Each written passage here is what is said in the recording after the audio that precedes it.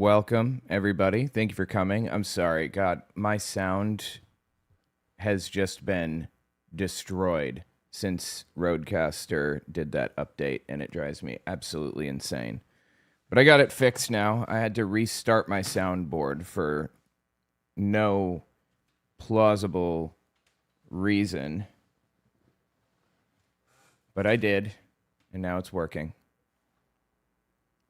Just looking through here. I should be live, right?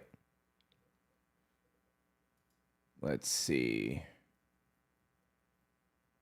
Let me just pull up some stuff. I wanted to cover Tucker Carlson. Open. It's this video of him with an exorcist. And it seems like it really starts to ramp up around 28 minutes, but what's this section here at 11 minutes? What's he saying here?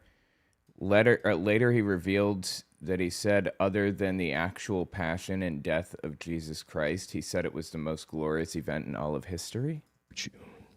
He claimed demons revealed specific supernatural knowledge about Mary's spiritual status. Inaccurate characterization of psychology's goals and psychologists' motivations. I think the real goal of a lot of psychologists, which is in the literature, is that most of them are atheists. You know, they just don't believe in God. So they want to eliminate any concept of anything supernatural. Okay, this is going to be insane. Let's watch it for a couple of minutes and see what he has to say. States. This is Tucker Carlson interviewing an exorcist, and it gets absolutely insane. Before the 1960s, the number of dioceses, that is the Catholic diocese that had an exorcist, was fairly high. I mean, every major diocese would have one. But then it started to decline precisely based upon that thinking. But then over the course of time, they began to realize, well, look, there's certain things we're seeing that are not psychological, and so they can't be explained in that way, and people needed the help. And so now the bishops are coming a little bit more up to speed in that regard. Well, yeah, after, 100 years of Freud, we still can't identify what schizophrenia is. It does make you real. No, we can identify what schizophrenia is. What are you talking about? You think we don't understand how schizophrenia works? We understand how to stop schizophrenia. We understand largely what's causing it. I believe it's the way certain neurotransmitters are sending information from one to another. I don't remember exactly what the deal is. Hey, let me see if I can. Give me a second here. 1 second.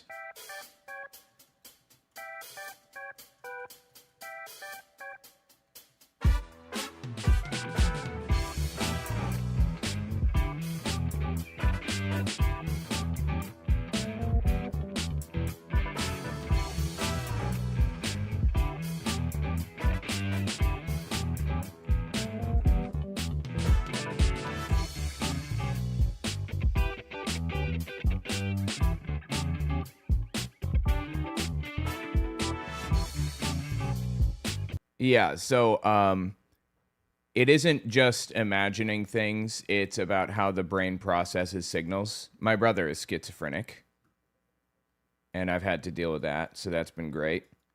Your brain uses chemicals to send messages between cells. In schizophrenia, few of these systems are out of balance. Dopamine is the big one. It helps with motivation, reward, and deciding what's important. In schizophrenia, some areas have too much dopamine and others have too little.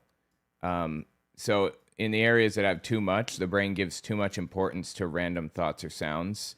And like that noise must mean something important. And too little, there's less motivation and emotional flatness. Glutamate is another one, another chemical. It helps the brain communicate and stay organized. If it's not working right, brain signals become noisy or disorganized, and thoughts connect smoothly. And thoughts don't connect smoothly, that kind of thing. We understand it reasonably well.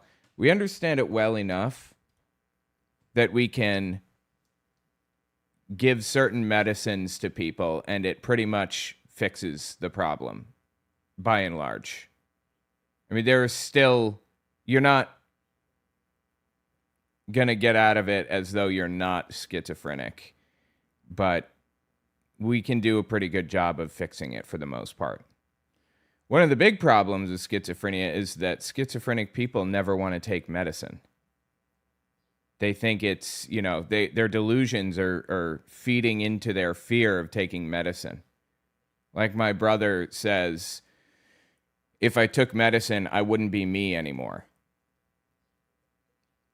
So anyway, yeah, let's continue.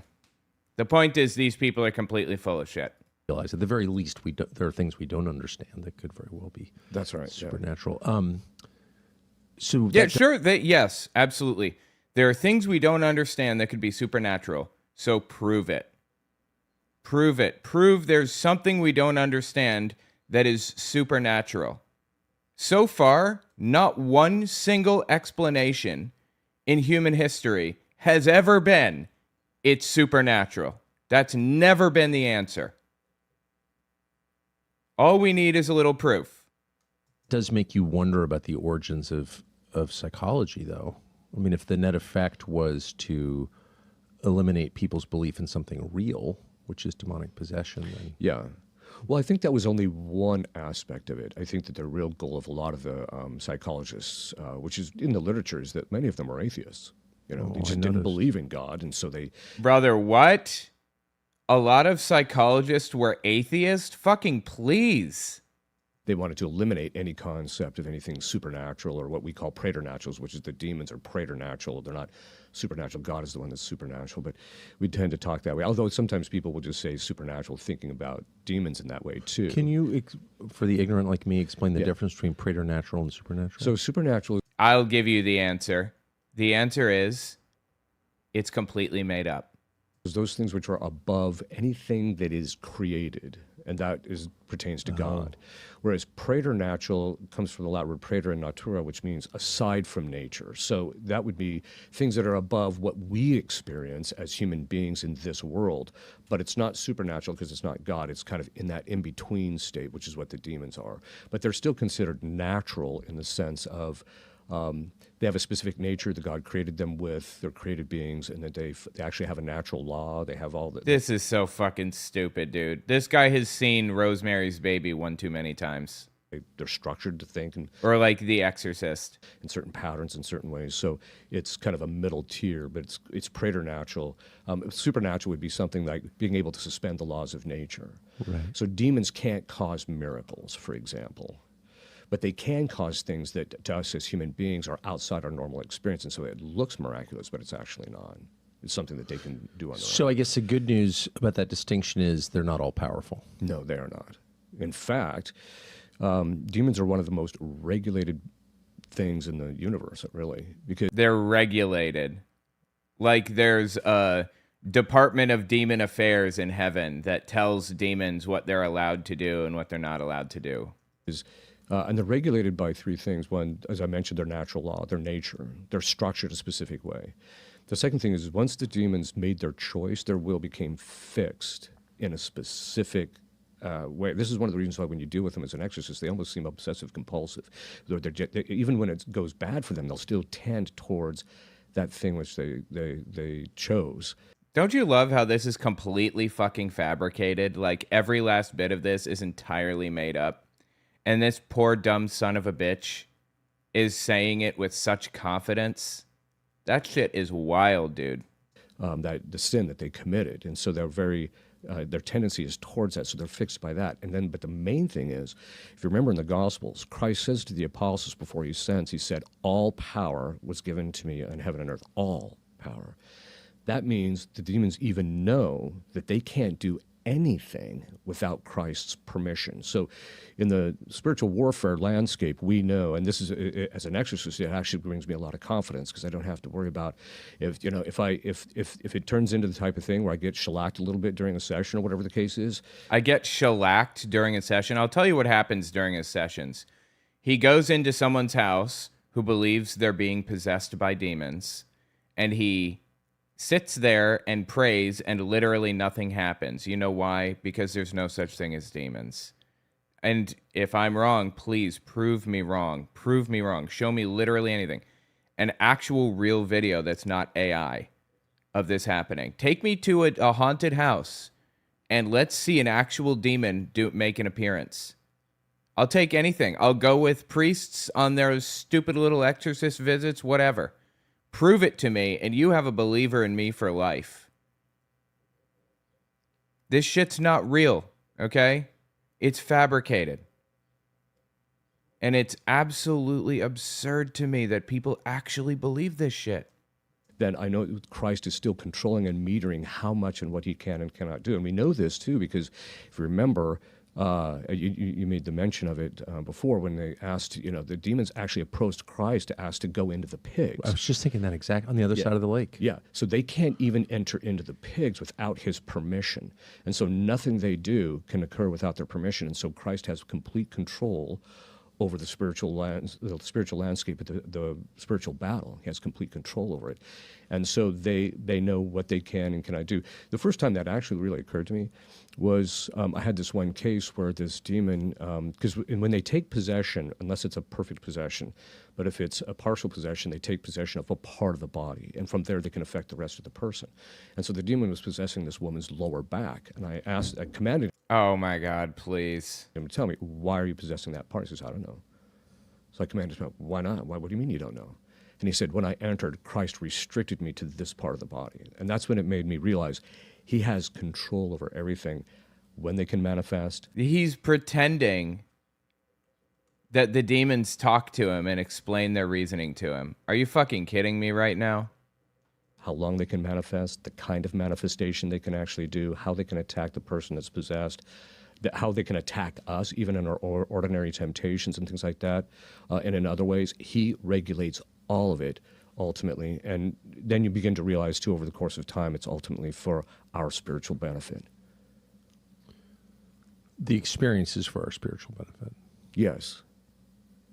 So God is sending demons to possess you for your spiritual benefit? Is that what he's saying? I believe that. Okay. So what are... This is so fucking stupid. Does Tucker believe this? Do you think Tucker believes this garbage? Or do you think he's just trying to seem more Christian? If you don't mind, we could just start Sure. at the beginning, big picture. What are demons? So, actually, according to Pseudo Dionysius, and then also Thomas Aquinas, and then pretty much the whole theological tradition from that time, from Dionysius on, basically held that in the very beginning, when God created, what he did is he created the entire hierarchy of angels instantaneously, all at once.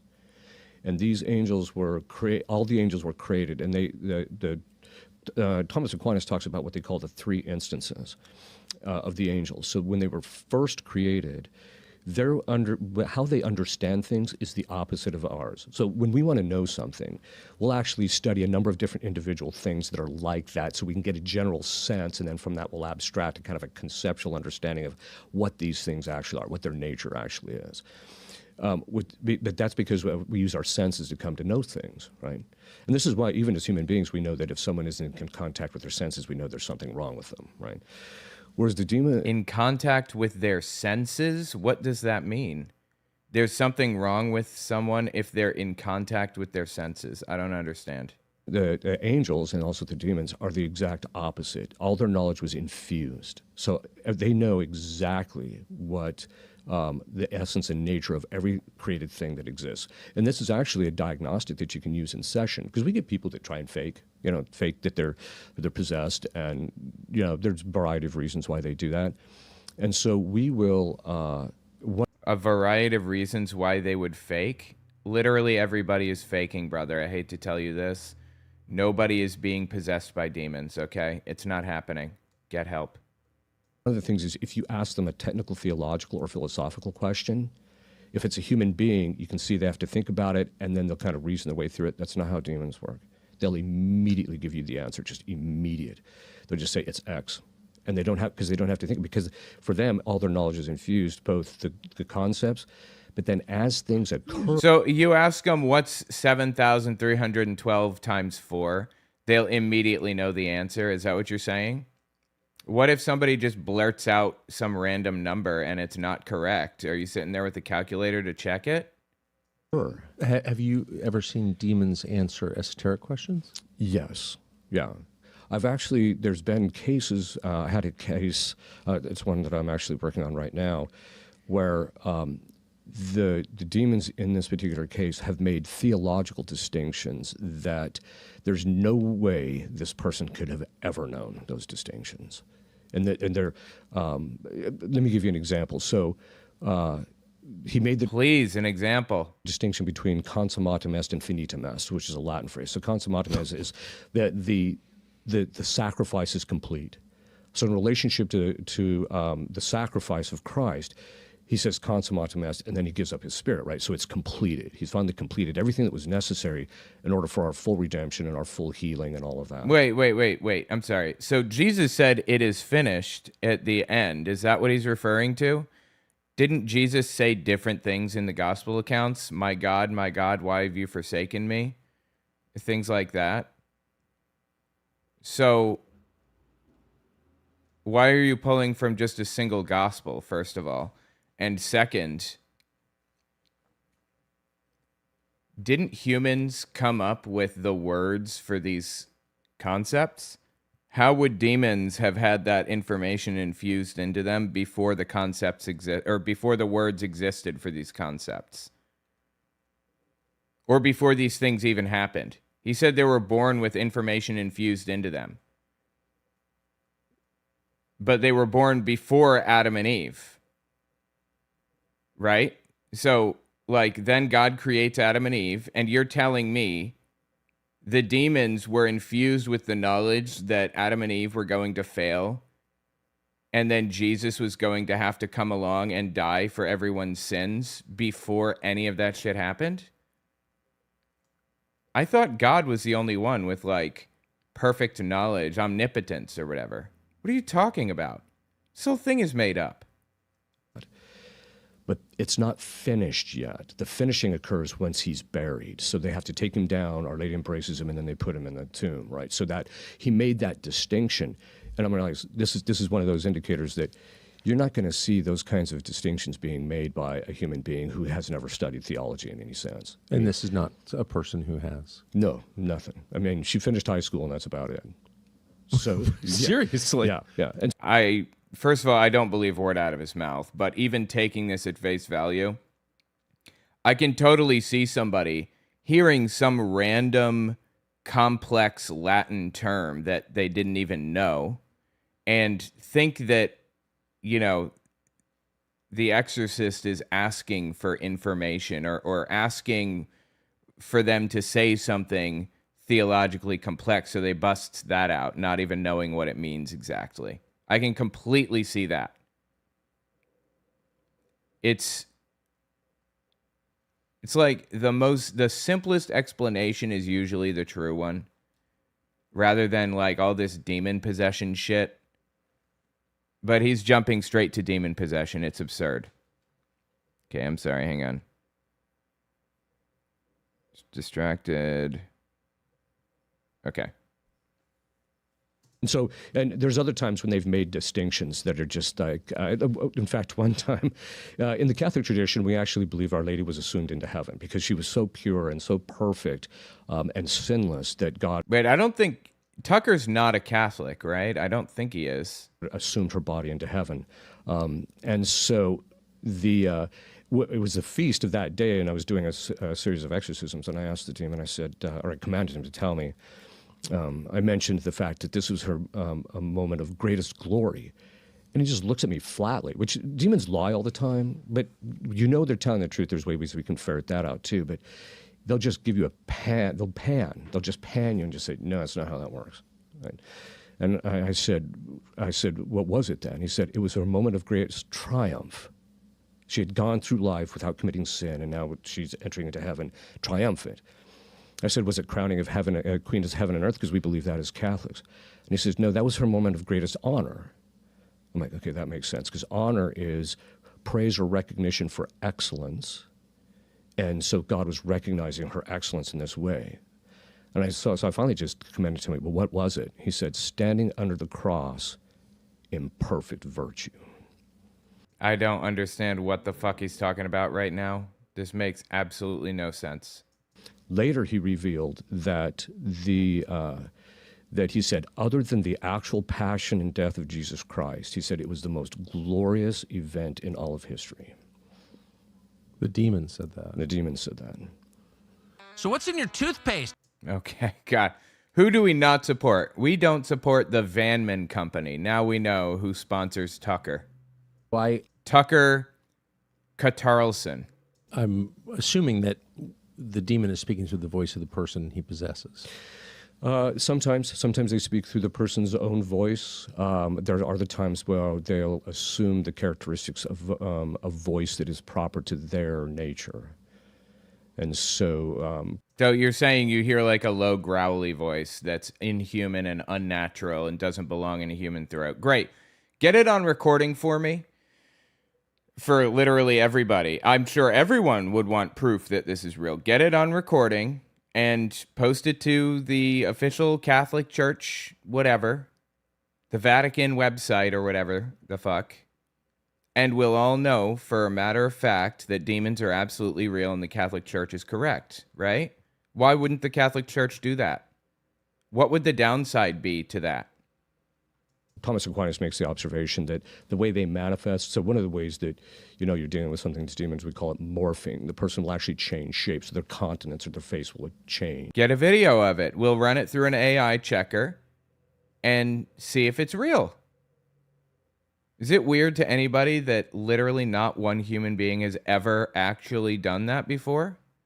Not one of these exorcists in history has ever run this through or recorded this and posted it to like the Vatican website?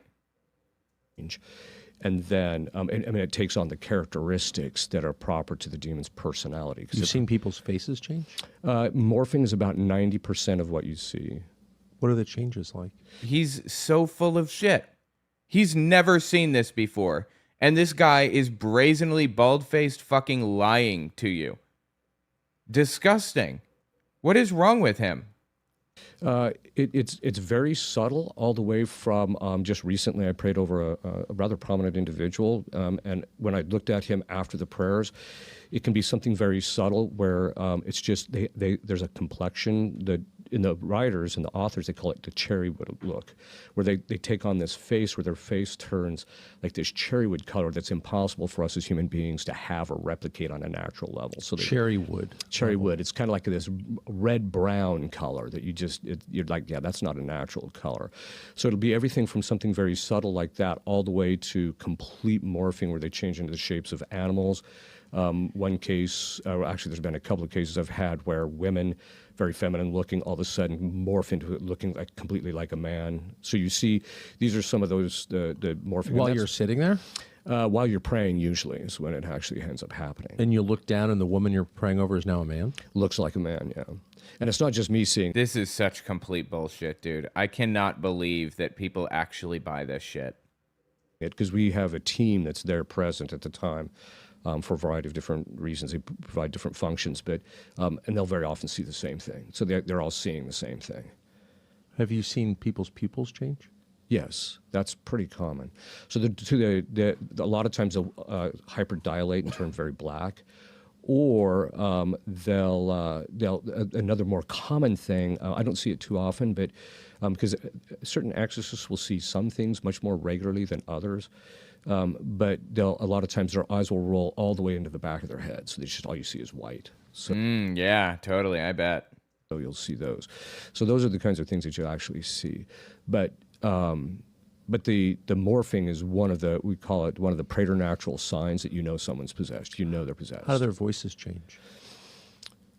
There's two things that they change. A lot of times they'll change in just the tone. They'll start sounding like a man sometimes. Now, once in a while, the demons will use the person's own vocal voice. And so, and part of the reason they want to do that is because they don't want you to hear what the characteristics of their own voice. And the reason I say that is because of the fact that an experienced exorcist, it's like a boxer. When you quote unquote experienced exorcists.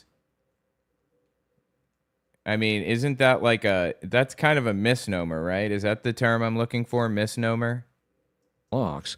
When you get into the ring, you can watch all sorts of videos about this guy's technique. It's not until you get in the ring and box with this guy that you actually get a sense of, okay, this is what this guy is actually like. So the reason the demons don't want to attack you, especially if you're an experienced exorcist, is based on a philosophical principle, which is the cause is always some way in the effect. So anytime they attack you, they reveal something about themselves in that process, and then you can use it against them later. So as an experienced exorcist, they really don't want to get involved with you, although a lot of times Christ still requires them, but they don't want to attack you, because then once they attack you, you can find out what his psychology is, what his patterns of thinking are, etc. when he's attacking you. How do they attack you? One is the oppression, where they attack you from the outside. The other one is that it's not obsession in the proper sense, because obsession is something that's ongoing. But what they'll do is they have the ability to affect our imagination and our emotions.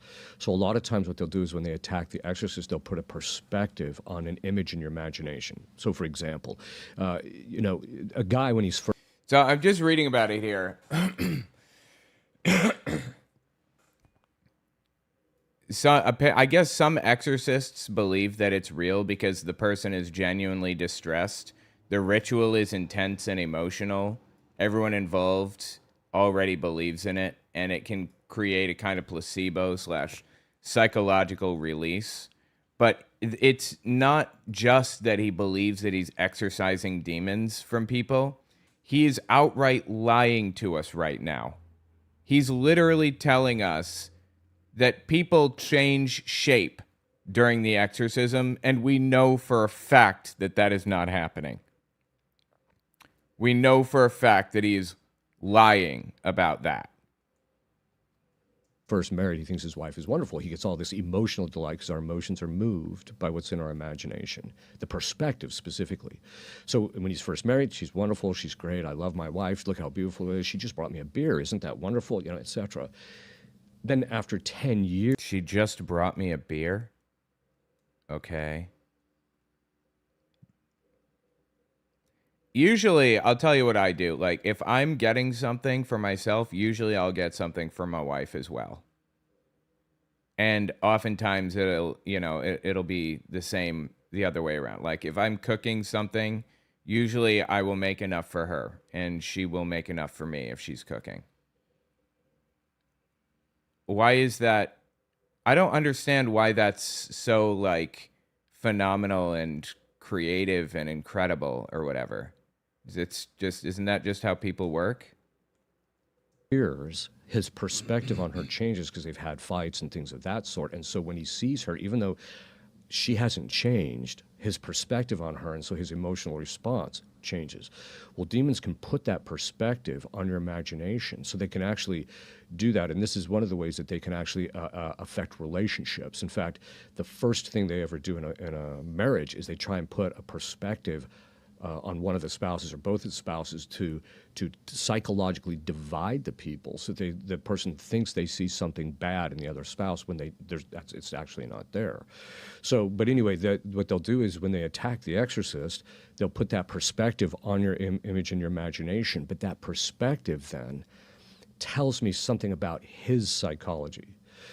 So I've written 4 books actually in psychology from the way St. Thomas Aquinas understands it, right? So, and developed it based upon that. It does incorporate a lot of the stuff in modern psychology, but it actually gives a foundation to it based on an authentic anthropology and not just some wacky view that we have of human beings.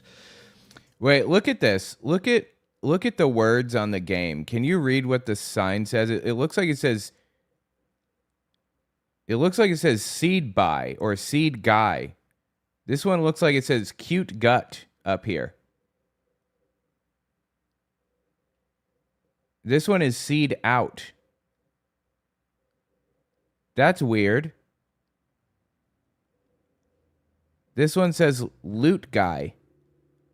I don't understand. Why did Nintendo put these signs in here like this? And so the first time I started to be an exorcist, I just started watching. That one says gate guy.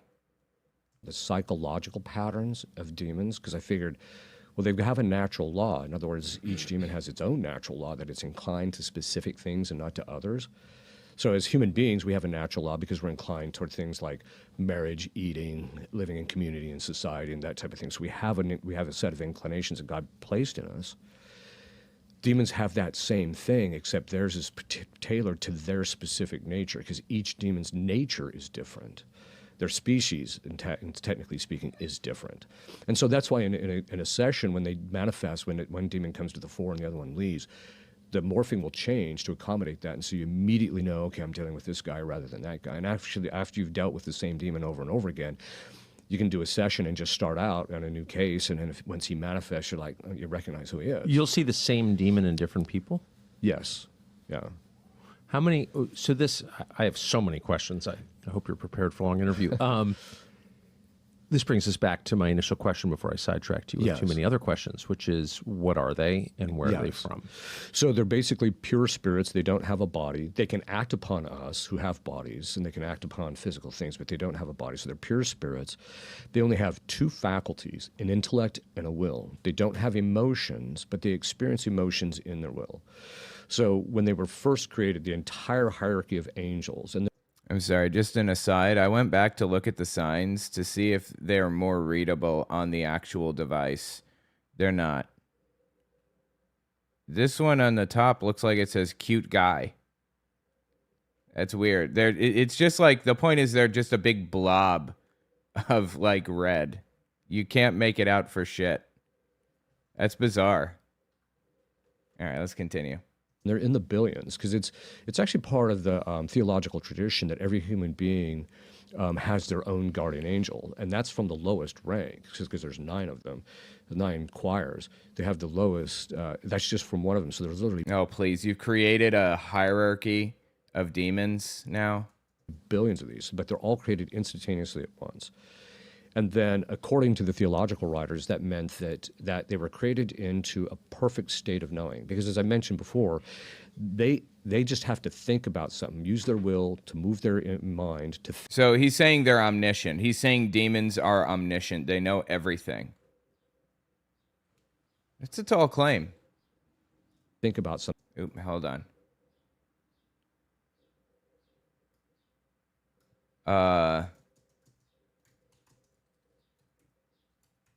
Saying demons are omniscient. Let me just see. I've never heard that before. Catholics do not say demons are omniscient. Only God is omniscient. He's saying they're born into a perfect state of knowing. Is that not omniscience? They can't know the future with certainty. They can't read minds perfectly. They don't have God's level of knowledge. I don't understand. This is like opposed to Catholic doctrine, right? Something, and they immediately exhaust everything that they can possibly know about that thing to the degree of their intelligence. That's why when you ask them questions, as I mentioned before, they never think about it. They just give you the answer. So because they don't have to sit and reason it out. They just immediately know it. So that first instance, they were created in an act of knowing, and that meant they knew who God was, who they were, what their nature was, what he was asking of them as an assigned task. Because God, every single angel that was created, it was given God created him to perform a specific task. And so, for example, Gabriel was basically created. His task was to do the Annunciation to Our Lady. So, and we see Michael, Saint Michael, his originally assigned task is, according to the theological tradition, is that he's actually the guardian angel of the elect. That's why he was originally the guardian angel of the Jewish religion. But then once they apostatized and because they refused to accept Christ, he then became the guardian angel of the elect of the Christian religion. So that he became and that's also why we read in the Scripture in the book of Revelation, Saint Michael was given the power by God to cast the demons down from heaven after they fell, because his goal was to protect the elect that were in heaven. And so that was his function. So they're all given an assigned task. Okay, so they know all these things. They also know all about the angels behind us. They also know what Satan, or at the time Lucifer, is being tempted with as far as his fault. Because, so they were created in this state, and then they have this active knowledge. That's their first instance. And then there's a concomitant active will of delight. They see how magnificent God's creation is and how beautiful it is. Then they have to make their choice. Are you going to do what God is asking or not? Now, in that choice, there's something very specific that has to happen. There is some perfection that they see that is above them that they have to be willing to let go of. Otherwise, they're, in order to perform their task, otherwise they're going to be damned if they don't. Basically, they have to be willing to let go of this, and basically, and even under duress in session, you can compel the demons. They'll admit it, that their first sin, even though it was usually pride or envy of some sort, because that envy of some perfection that someone had, that they. I see. So demons are angels who have sinned. I thought that demons were angels who rebelled against God. I didn't think it had anything to do with sin. You can call that a sin, but I thought that Adam and Eve committed the first sin, didn't they? Yeah, sin did not exist until Adam and Eve, and then they were imperfect as a result, and everybody born of that line, which was the only line, of course, was then cursed with sin. Demons didn't sin, they rebelled. They're different. What the fuck is this Catholic priest talking about? Let me just verify that. Let me just make sure that I'm not, like, incorrect here.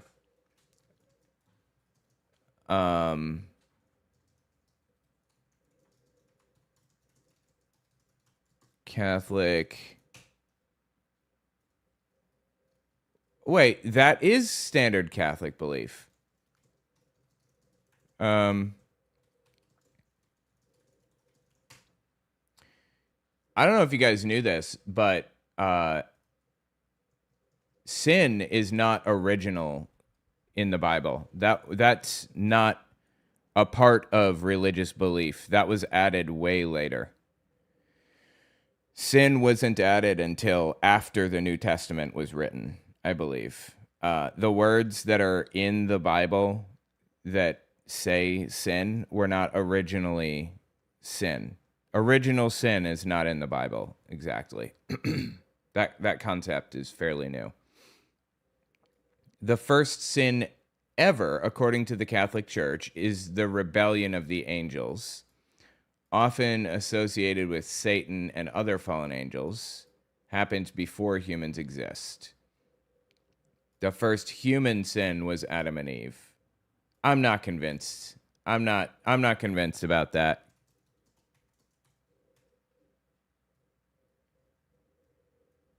Give me a second here.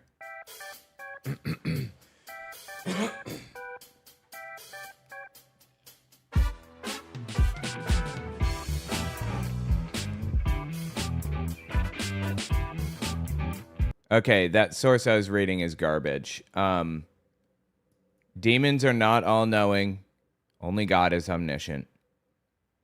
And according to Catholic belief, I'm just verifying here. I'm sorry. Hold on.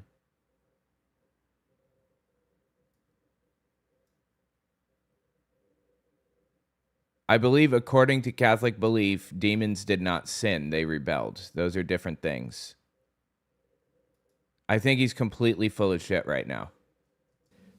Their first sin was pride or envy, but they failed to sacrifice that thing that they wanted. They literally wanted something that God had not intended for them. And so, and this is why at the core of it, Thomas Aquinas makes an observation. He says, in the end, there's one thing that God wants from every intelligent creature, and that's sacrificing his will to God, to him. So then that meant they had to accept their task, which is below this perfection. So they had to accept this lower task. But then, so then they made their choice, And because, unlike us, Tucker, as a general rule, human beings are pretty stupid. No, you are. And so that's Been why, there. yeah, exactly. That's why God has mercy on us, right? Because you're just like, man, this guy's just clueless, right? Dude, Tucker's laugh pisses me off so fucking much. I cannot stand it. And so, and because then basically that just means that we don't have full knowledge of what we're doing. The demons had absolute pure knowledge. So when they made their That does not make sense. I'm sorry. You're telling me you think demons are omniscient. choice, it was unadulterated malice. They knew that God even gave them the grace to accept their task, but they absolutely refused to accept it. The third of the angels that fell, because we know that from the book of Revelation, where it talks about how the dragon swept a third of the stars down, and that's the fathers of the church say that was an indicator that a third of the angels fell and became demons as a result of it. So the demons are actually fallen angels whose will is now fixed. So once they make their choice, it's all in. It's not half-hearted. No, it's a full choice. They're either going to accept God's will or they're not going to do it. And then the third instance is, right after that, then if they refuse to accept their task, then they're damned immediately. So they immediately experience what we call, in the Catholic theology, the pain of loss. They immediately experience, I'm never going to see God. I'm never going to see him. And that's where our ultimate happiness is. So they know they're going to be miserable. Plus, they have remorse of conscience and all those things because they're intelligent creatures. But then of those who are faithful, then they immediately got to see God. And then, of course, we read from Scripture there was a battle that ensues, which is a battle of the wills in heaven, because that's all they have is intellect and will. They battle through their wills. But then at a certain point, God said, that's enough, and then he sends St. Michael to cast them down. So it's a long-winded way of saying that basically demons are fallen angels who are now bent on malice and evil. We are strongly pro-dog. Oh my god, dude. So many mid-rolls. What the hell? Wild. Okay. Tucker. Bent on malice and evil. Now, I have my own theories about what that looks like. Let me just list a few. Violence, Yes. chaos, division among people. Oh, please bring Trump into this. Please, I'm begging you to bring Trump into this conversation. Destruction of beauty. That's correct. Those are the obvious that I notice all Yeah. around me. Yeah. Are there others? Is that correct? Yeah, no, that's correct. I mean, under those, you would see, sometimes we say the true, the good, and the beautiful is what they work against. Yes. And truth. I'm sorry. Truth, That's yeah. the obvious one. Yeah. Let me just search this because I added a search feature to briefcase here. Let's see. Trump. Does Trump show up? No. They never mentioned Trump in this entire thing. Damn. Okay. So they'll mitigate against that, and that's part of that perspective, putting those perspectives on you so that you don't judge the reality, the situation, the truth of what it really is. I mean, the historic definition of truth is the adequation of intellect to thing, that my mind conforms to the way the thing is in reality. And we know this intuitively. If somebody is telling us, that this wall over here is purple, you look at it and it's brown, and you're like, no, it's not. So you know that there's something wrong because their mind isn't in congruity with reality. They don't. Yeah. Okay, that could very easily be explained with schizophrenia or some other condition like that. I don't this is just bizarre. These people are fucking bizarre, all of them. The truth about that. Well, what they do is they try and jade your perspective on the reality of the situation, and that's how they cause. Did he just say jage? They tried to jage? One more time? Something wrong because their mind isn't in congruity with reality. They don't know Yes. the truth about that. Well, what they do is they try and jade your perspective. He did. He said they jage your perspective or whatever. What the fuck? What is wrong with this dude? Where the fuck did you dig this guy up? Perspective on the reality of the situation, and that's how they cause damage among human beings and relationships and marriage, which is one of the things they're majorly they're attacking now. A lot of they're doing a lot of that. Marriages. But basically, their goal is to get us to commit sin and basically place ourselves in this point where we're damned as a result of what we do. You said recently we're seeing a lot of attacks on marriages. That suggests there are cycles in the behavior of demons?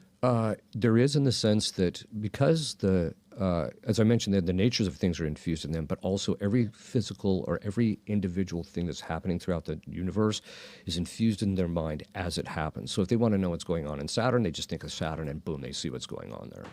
It's the same thing with this. If they want to know what we're talking about, all they have to do is think about the concept of humanity and look inside of that and see us as individuals of human beings, and then they can see what we're actually talking about. That's how their mode of knowing is. This is why they can't be in error about things. Even the demons are not erroneous. A lot of times when you can trick them, it's because they're basing their choice or their things on the most likely thing based upon what you said.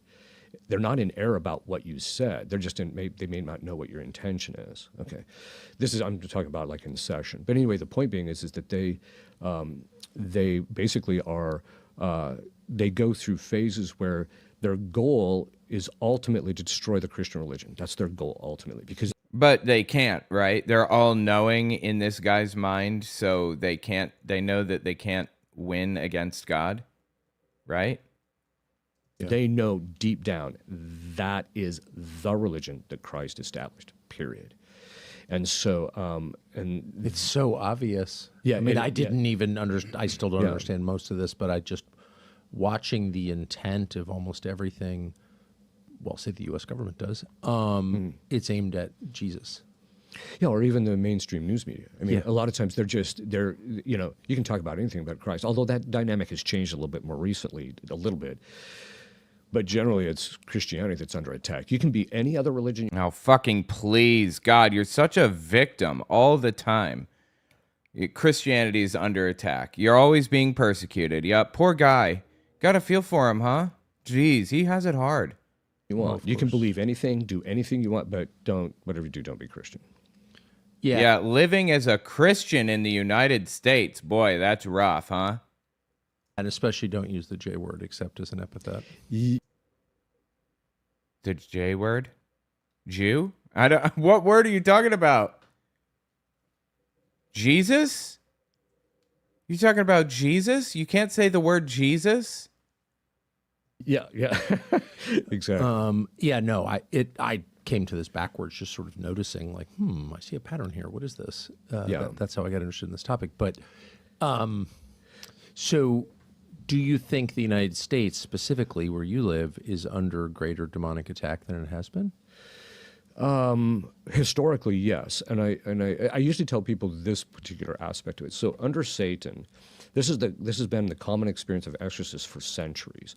That under Satan, there's 5 demons, and they're called by different names like the council, the generals. But their job is to execute the plans of Satan that he wants done in this life. The first one is Baal, who is the spirit of fornication, the spirit of impurity. So in the United States, when they shot down the anti-fornication laws, and they basically, and then plus you have all the problems with pornography and that type of thing, is freedom of expression and all that. Yeah, those are freedom of expression. People have the right to express themselves the way they want. Once they allowed that, they ceded the territory to Baal. After Baal, and we get this from... Like I give a fuck. You fight Baal on your own time. Literally impossible for me to care less about your stupid fucking battle with Baal. St. Paul, he says, well, if people give in to lust, then eventually men start sleeping with men and women start sleeping with women. Oh no, people living their lives the way they want to live them? Perish the thought. So the next 3, the first one is Asmodeus, he's a demon of impurity, but he's specifically the demon of homosexuality in men. So if you... What's his name? Asmodeus, yeah. Asmodeus is sometimes how you hear it pronounced as well. So if in cases of possession, if you have a guy that has... I have to wonder if this guy has ever done exorcisms of gay dudes. Has he ever gone to, like, someone's house and found that they wanted him to exorcise the demon of homosexuality from their 16-year-old son? That shit is so fucked up, dude. I wouldn't be surprised. In fact, I'd be surprised if he hasn't done that. He's talking about the demon. Is possessed, and he's had homosexual experience. It's a pretty good bet that Asmodeus is one of the possessors. Do you call him by name? Yes, at a certain point. In fact, the ritual that the church has us do tells you to ask the names. And the reason you want the names is because once you know the name of the demon, you can actually know a bit about his history, because these guys are throughout history, right? So you can actually go and read. There's Asmodeus is mentioned actually in Scripture. You can also study, like for example, the demon Isis. You can actually study the history of the Isis cult. Dude, I think he's naming Canaanite gods right now. I could be wrong, but I'm pretty sure he's naming Canaanite gods. Let me see if I can find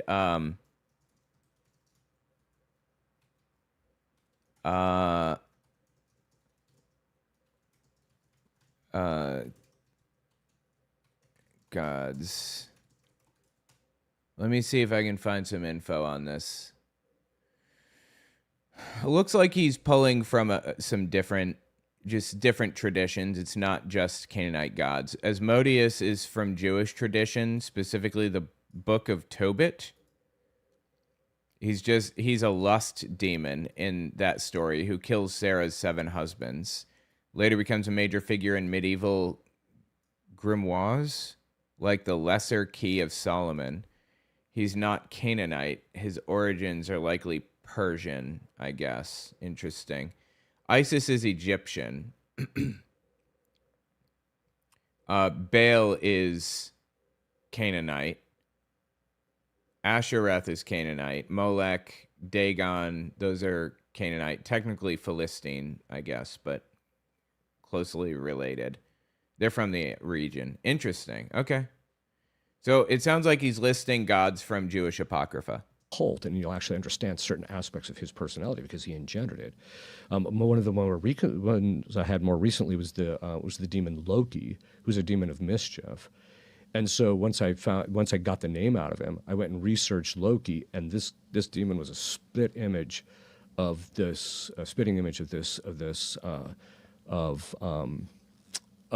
mythology behind this guy. Getting him under control was very difficult. Okay, so all that. What does it mean, mischief? He's unironically saying that he exorcised Loki from somebody. Fucking please. He was just constantly trying to create havoc, and he's a bit of a jokester, and he just doesn't want to obey commands, and he just and so it was very difficult to get him to be compliant in relationship to doing what he's supposed to do. And what were the problems that the person possessed by this demon was experiencing? Excessive religiosity. Really? Yeah. What does that mean? It means in the sense of doing things that's actually spiritually harmful to them under the guise of religion. Huh. So, like, for example... Being excessively religious is bad. Okay, interesting. Fasting excessively, or praying to the point where you're neglecting your duties that you're supposed to be doing, your duties of your state in life, that type of thing. And so, because Christ expects, like for you as a father, God expects you, hey, you got to be taking care of your kids. Well, this is something Jesus lectured the Pharisees about. Yes. He said, you're ignoring your parents because you said this. That's exactly right. This wealth goes to God. That's right. That's exactly right. And it's the same thing. So you can get people, the way we see it a lot is you'll get married women who will spend all their time at church and they're neglecting their family at home, for example. And that's the product of a demonic attack. It can be, in the sense that the demons can begin to foster through temptation. Yeah, sometimes people are just fucking nutcase losers, right? Is that the implication here? Foster that type of thinking that I'm doing a good thing because I'm looking at church. I get it. Yeah. Well, you probably heard a lot about... Oh my God, the ads, dude, the ads. So many ads. Wait, this one isn't an ad? What is this? know about this man who's a... Wait a minute. I'm not sure this is an ad. He doesn't have the little yellow bar along the bottom. All right, let's listen. See what he says here. Of Israel. Hold on. I get it. Yeah. Well, you probably heard a lot about the Prime Minister of Israel, Benjamin Netanyahu, Bibi, on this show and elsewhere.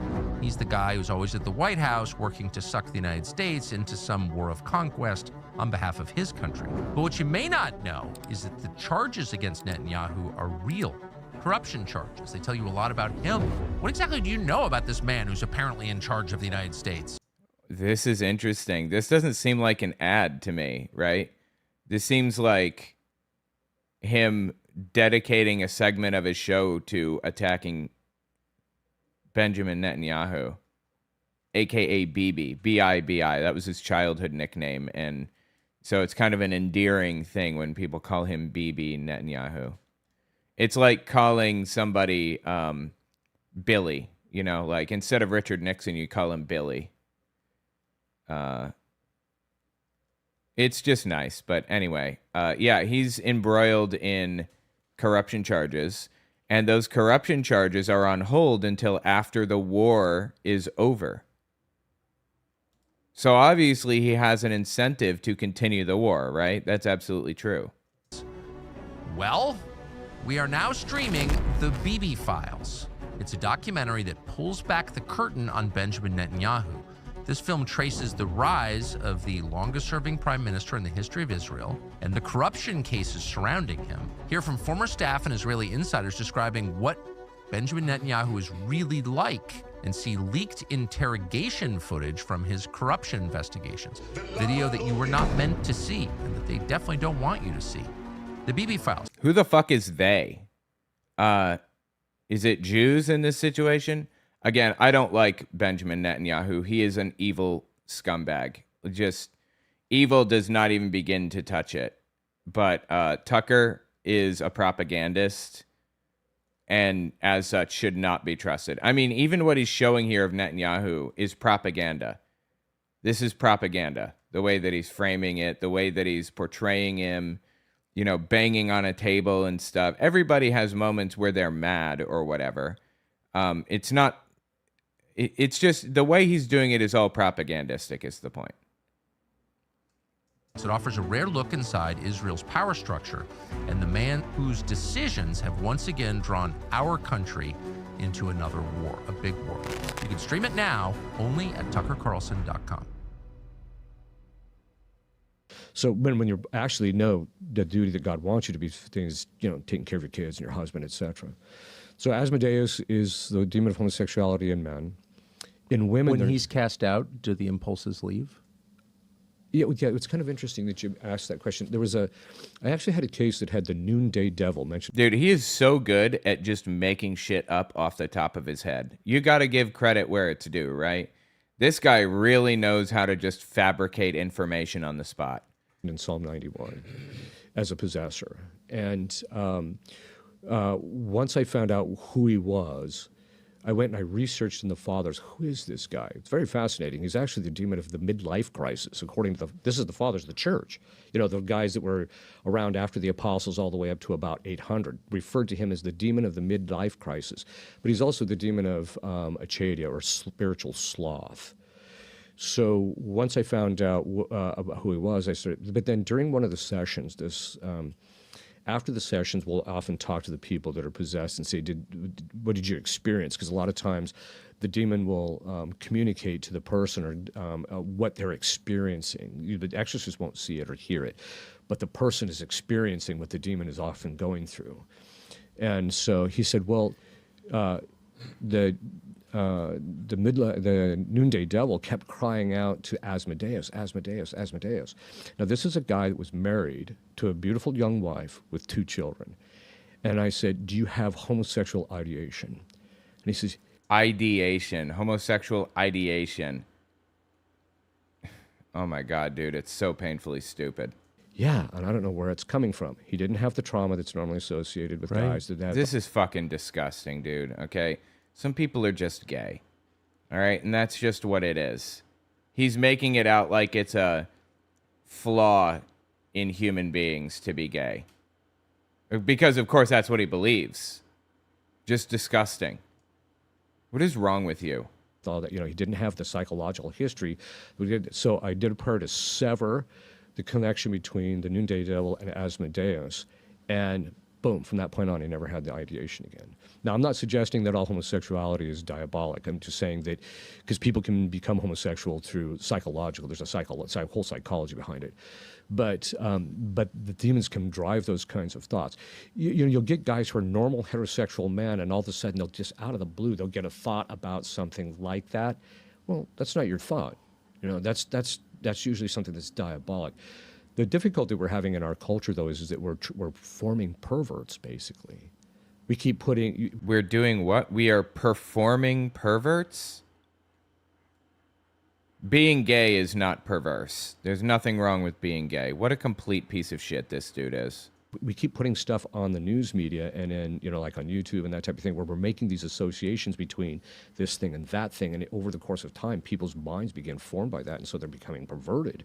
No, please. You cannot, look, you're either gay or you're not gay. You cannot turn somebody gay any more than you can turn somebody straight. I guess it doesn't surprise me to hear this type of shit from this guy, considering he literally believes in exorcism, that like exorcism is a real actual thing that people do. So not surprised. In the process, where they automatically presume if a guy's unmarried, he's got to be gay, that kind of a thing. Well, that may or may not necessarily be the case. So we're making those associations. Okay. In women, there's two demons of homosexuality. The first is Lilith, who is of the more passive, feminine kind of homosexual women. These are women that you look at them and you're like, oh, you seem like a pretty decent looking gal. Why don't you just go get a guy, that type of a thing. So this is so painfully stupid, dude. Oh my God. You're not ugly. Why would you be gay? You can have any guy you want, is what he's saying here. That is so painfully fucking stupid, dude. Explain bi people to me then. And just explain how that works exactly. You know what? Don't, actually. These are women that they're not acrimonious. They're very, very passive, more seductive side of things. The other one is Leviathan. And Leviathan is the demon of homosexuality in women of the more aggressive kind. My nickname for them is the women who are heavy on the heels. Heavy on the heels? I don't know what that means. I feel like Tucker right now, just sitting there staring blankly into space. No idea what's going on. Also, Leviathan, isn't that Norse mythology? I think it is. Right. Yeah. Yeah. So these are the butchy women that are very, masculine, actually. So you'll see that kind of that phenomenon actually happen.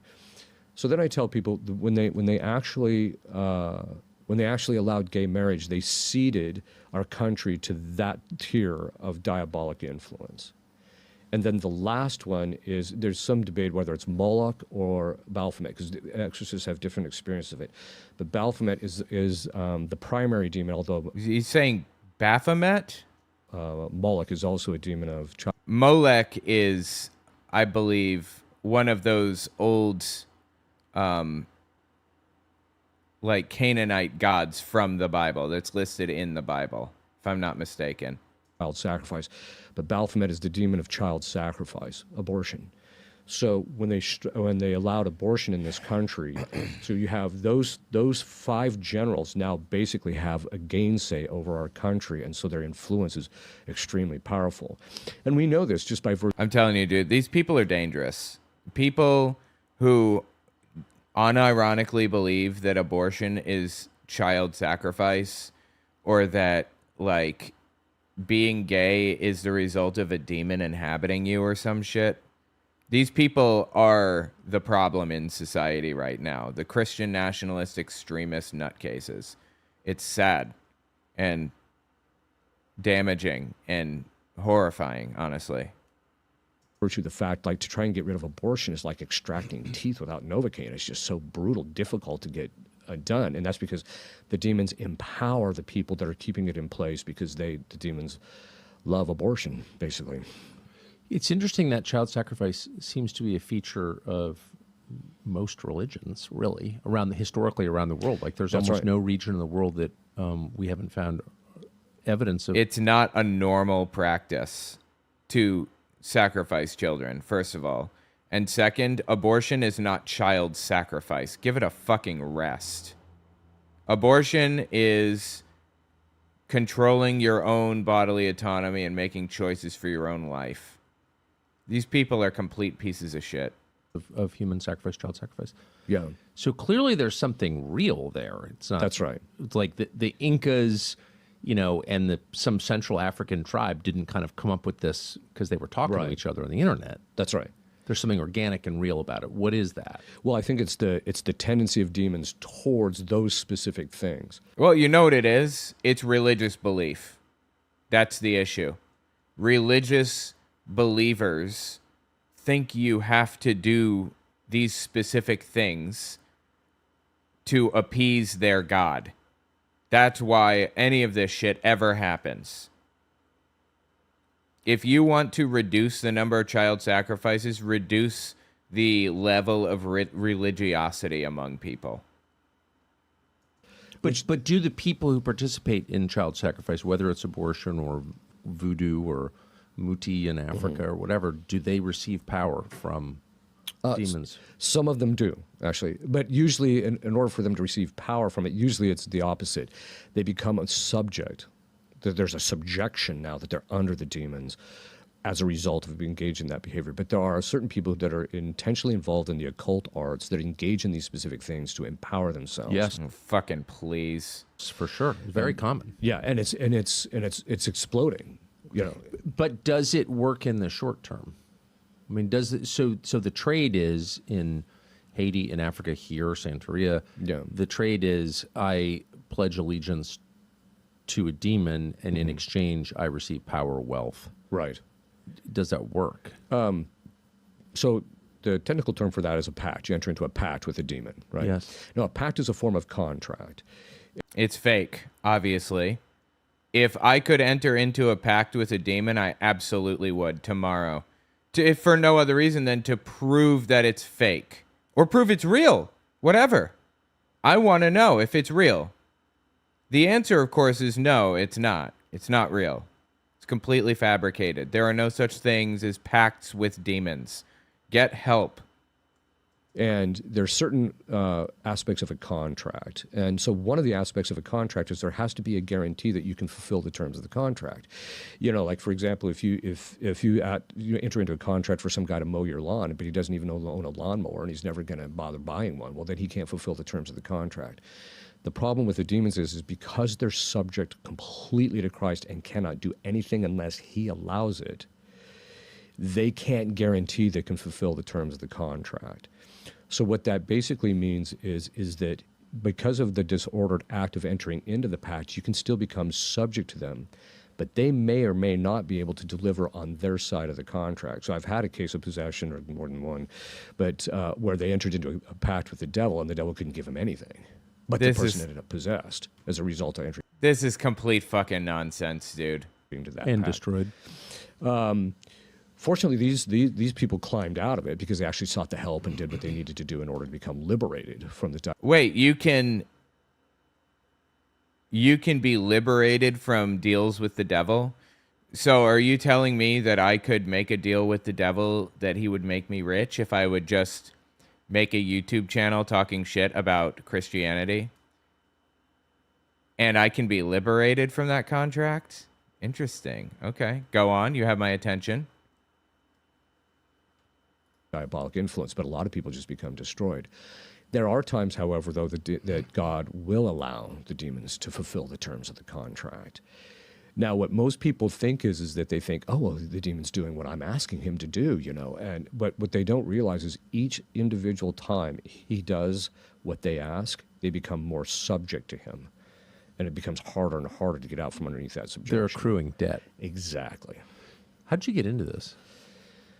I was minding my own business. I'm an academic, you know, because I bet. Was teaching in a seminary at the time, and a case in the Archdiocese of Omaha came up, and they didn't have an exorcist. And naively, I just told the Archdiocese, I said, well, get one, you know, and just find some priest. But at that time, there were only 13 exorcists in the country, and about 5 knew what they were doing. So Only 5 knew what they were doing. Okay. so there was very, very few.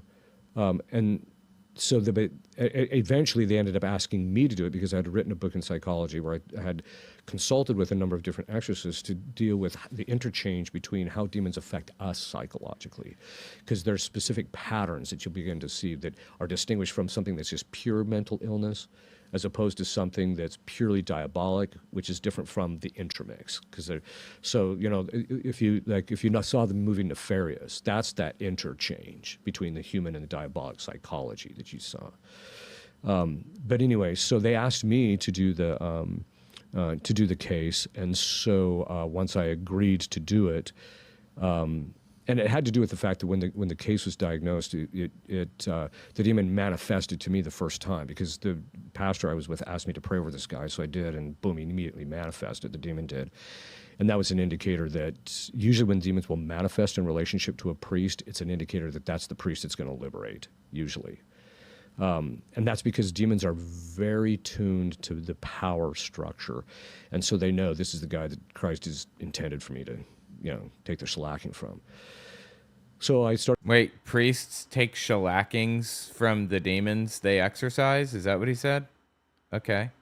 Being their exorcist, I did that for about 2 years. And then I was actually moved to take care of a problematic parish, to clean it up. But I continued doing exorcisms for the Archdiocese of Omaha and one other, and a couple of other dioceses, actually.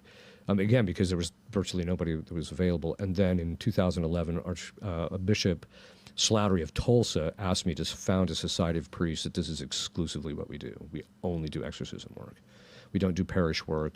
You know, I do lecture publicly, but primarily about this particular area to inform the people about what they can do to keep themselves protected.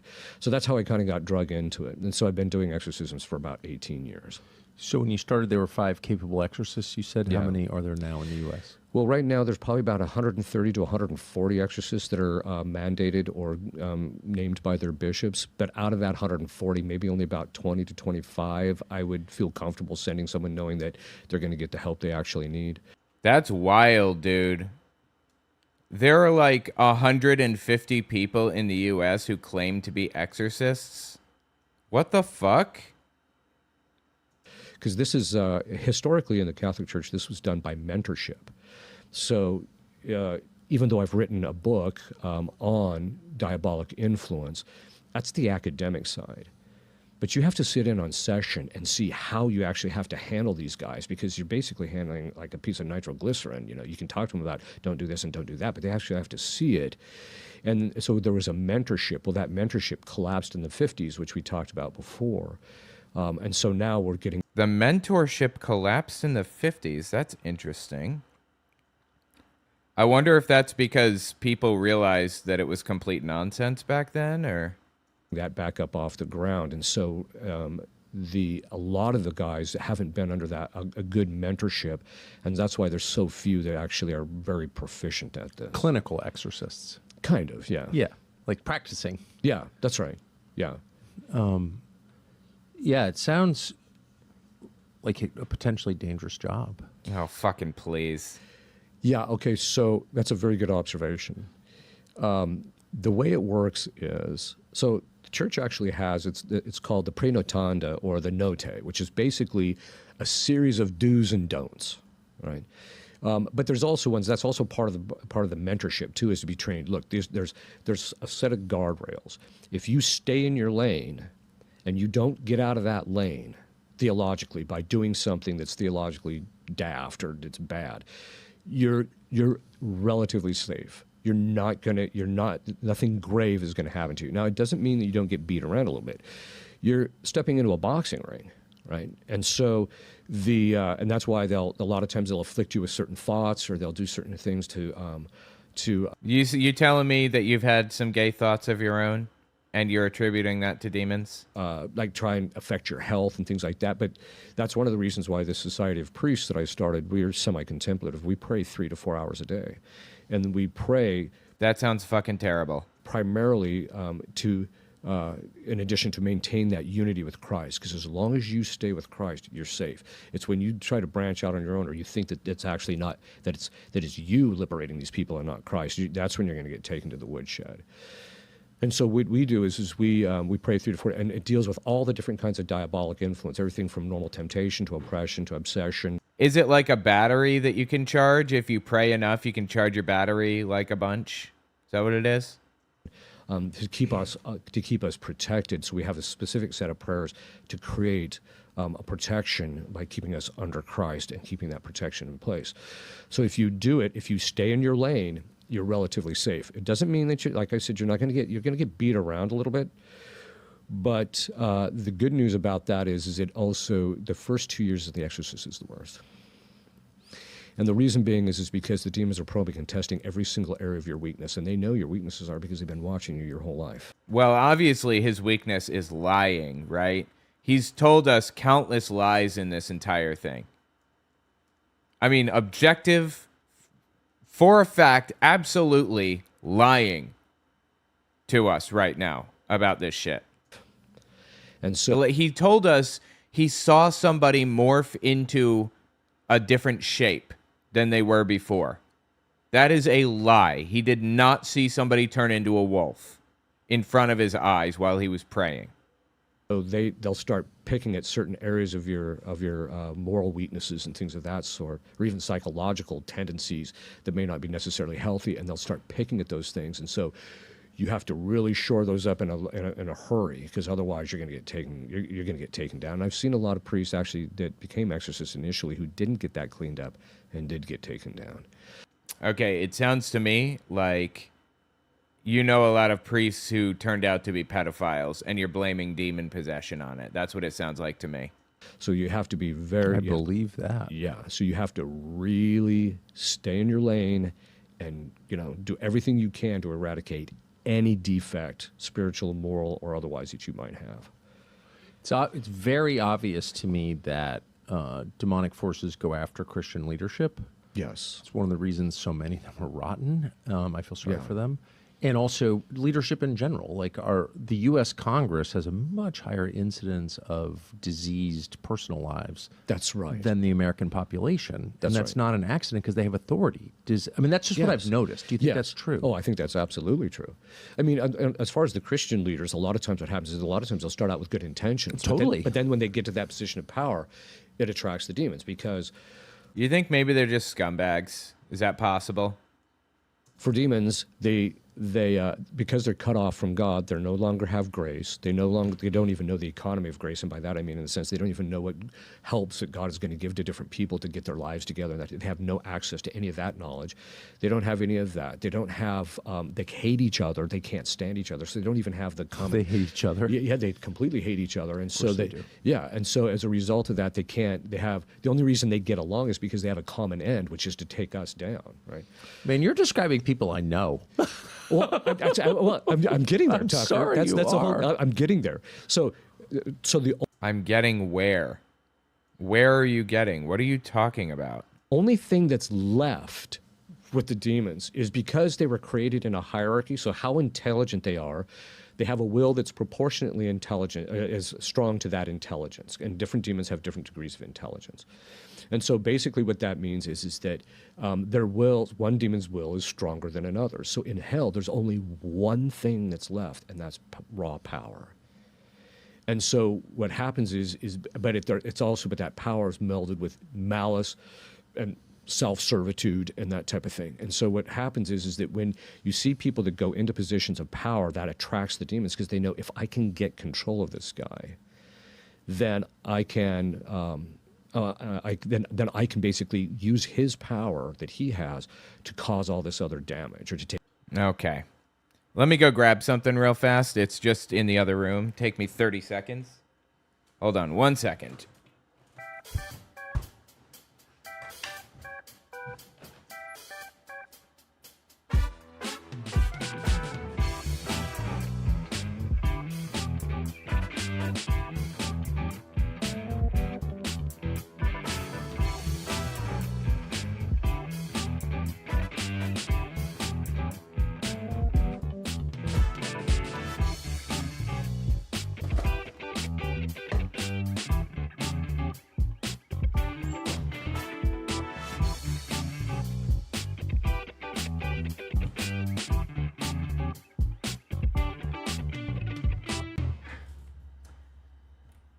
Okay, just had to grab these incredible fucking cookies. They're cookies with cream in the middle, kind of like Oreos, except instead of having those little brown crackers on them, they're full-blown cookies. They're so good. Okay. Let's continue. And also coffee. Take other people down. That means there's two. So as I mentioned, a lot of the Christian leaders, they go with the right intentions. But when you're talking about politics or in the civil affairs where power is involved, sometimes people go in it with the right intentions, but then they get corrupted afterwards because the demons start. When you get that high profile, the demons are going to be really spending a lot of time and energy trying to take you down. But the other side of it is that, and we've seen this even in the Catholic Church, they'll get the wrong types of people into positions of authority.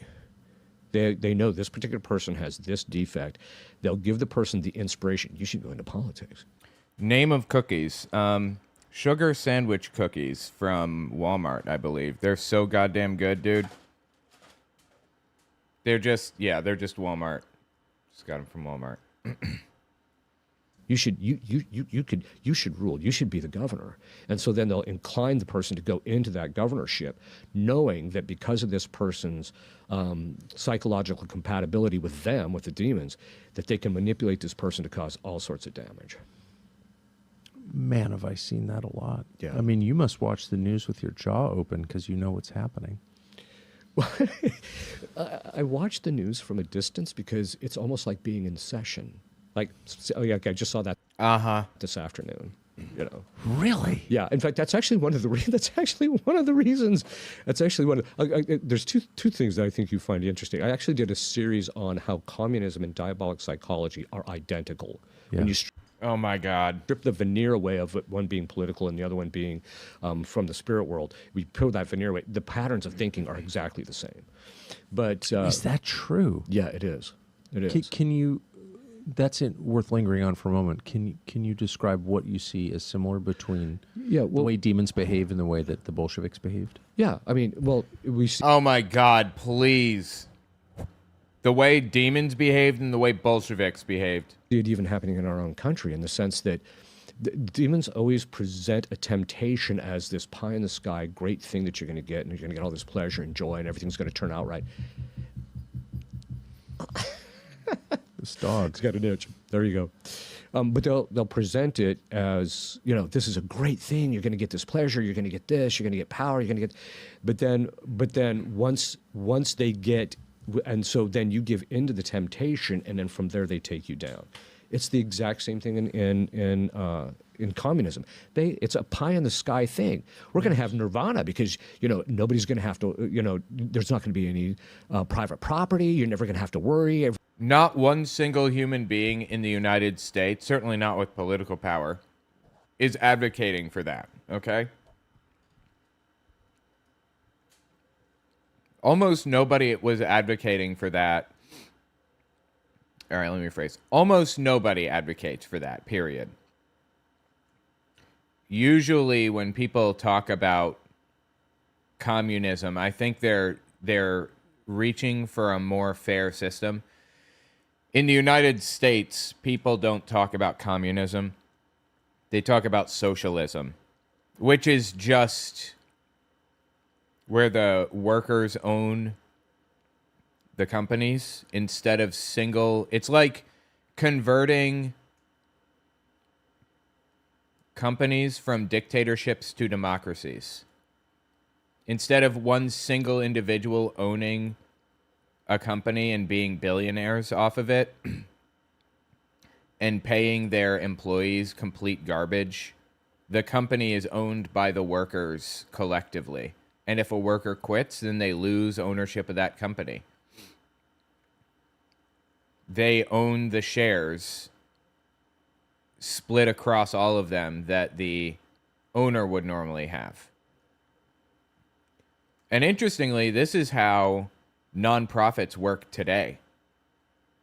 Nonprofits are not owned by an individual. They're controlled by a board who is voted on, and the executive director and the deputy directors are nominated by the board, and everybody all the way up and down the chain votes on who they should have running things, who should be on the board or pay packages or whatever. It's a more equitable, fair way to run things. That's a socialist system. I don't call myself socialist personally because I'm not the one defining it. Republicans are the ones defining it right now. And until it's the left defining it, I think it's ill-advised to use the term socialism. But I don't know. You know, there has to be like a normalization factor to it too. So he's completely full of shit. There are almost no communists in the United States. This is the exact type of shit that Hitler did, by the way, during World War II. He used to talk about the Bolsheviks constantly. Bolshevik was the Communist Party, the term for the Communist Party in Russia or in the Soviet Union. The government's going to provide everything. Everything's going to be peaceful and joyful, and it's because of capitalism that there's all these wars. It's they sell you a bill of goods, they get you to sign off on it, and then from there they take you down. And that's exactly what the communists do. This is one of the reasons why one of the patterns in relationship to there are no communists. Get fucking help. To politicians in this country that are clearly communist. Who? In what way are they communist? Who's communist? Lay it on me. I said, you can just watch the pattern. They'll start out idealistic. But I always tell people, give them a couple years and you're going to see the malice. Oh, yeah. Okay, fine. Who? Give me an example. I'll take literally anything, please. I can assume he's talking about AOC, for example, right? She's not communist. In no way is she communist. And that's what you said. Hurting people. Yes, exactly. And they think it's justified to achieve this good thing. What is he talking about? What are these two fucking idiots talking about right now? In the end. But here's another one. And you see that exact pattern of behavior in demons? Yeah, in forms of temptation. When they diabolically obsess people about certain things. You know, obsession is where the demons besiege their imagination and their emotions to such a degree that the person can't really think outside the box. Oh, man. Who hasn't been there? Yeah, well, that's it. And this is one of the reasons why, but from that you can self-liberate just where by, you're just totally distracted all the time because you're focused on this one thing. Yes. Usually, Okay, this guy just tried to move on to a new subject, and Tucker, just pulled him right back with a message about being distracted. it's lust-related, but not always. Sometimes it's greed-related. Right. And a lot of times the way you know it's diabolic is if it's from yourself, you can usually okay, I got to put that aside, and then you go on. But when it's from the demons, you'll kick it out and it comes back. You kick it out and it comes back, and it's kind of this battle of just trying to keep that thing at bay. Being angry at people. Yes. Envy. Yeah. Another sign of diabolic obsession is it'll switch on and it'll switch off without any external stimulus. You'll wake up in the morning just torqued. You're like, why am I mad? You know, or something will happen and you're just like, why am I sad or why am I angry at this particular person, etc. And so one of the forms of diabolic when they affect people psychologically, you see this even with people getting fired for no reason whatsoever because the demons step in and say, hey, you got to get rid of this person. Right? Put a perspective that there's something wrong with this person. Then you go back afterwards, after the person's gone, you say, if you have the highest rated show on TV and all of a sudden they fire you one day. Oh, shit. You seem a little upset about that, Tucker. Damn. Calm down there, brother. Yeah, exactly. You see his stupid fucking laugh? That's just it. I should have said that. Sorry. Well, yeah, but I mean, it's proof though that the demon. That is your pride and vanity coming out, Tucker. You're talking to an exorcist here. Anybody that is starting to get a little too close to how the demons are functioning in society or in a corporation or whatever the case is, when you start really seeking the truth regardless of the personal cost, the demon's like, we got to get this guy out of here. And then technically the term for that is a snare. They can put a perspective on a particular individual thinking there's something wrong with this guy, we got to get rid of him. That is fascinating. I'm sorry. It was demons, Tucker. It wasn't you. It was demons. Never should have tied it to myself. This is certainly not about me, but I just couldn't resist that. So well, here's another one in relationship to the politics, but you've probably even seen this even in the news media industry. So one case that I had, it's the only case I've ever had of Satan as the possessor. Those kinds of cases are very, very rare, even historically. And the only reason I thought he was actually, this has got to be the guy, is because he was trying to kill this woman. And wait, satanic possessions are rare? Then who did I make a deal with to start my YouTube channel? That's the real question. Of course, I'm joking. For any Christians out there, I'm joking.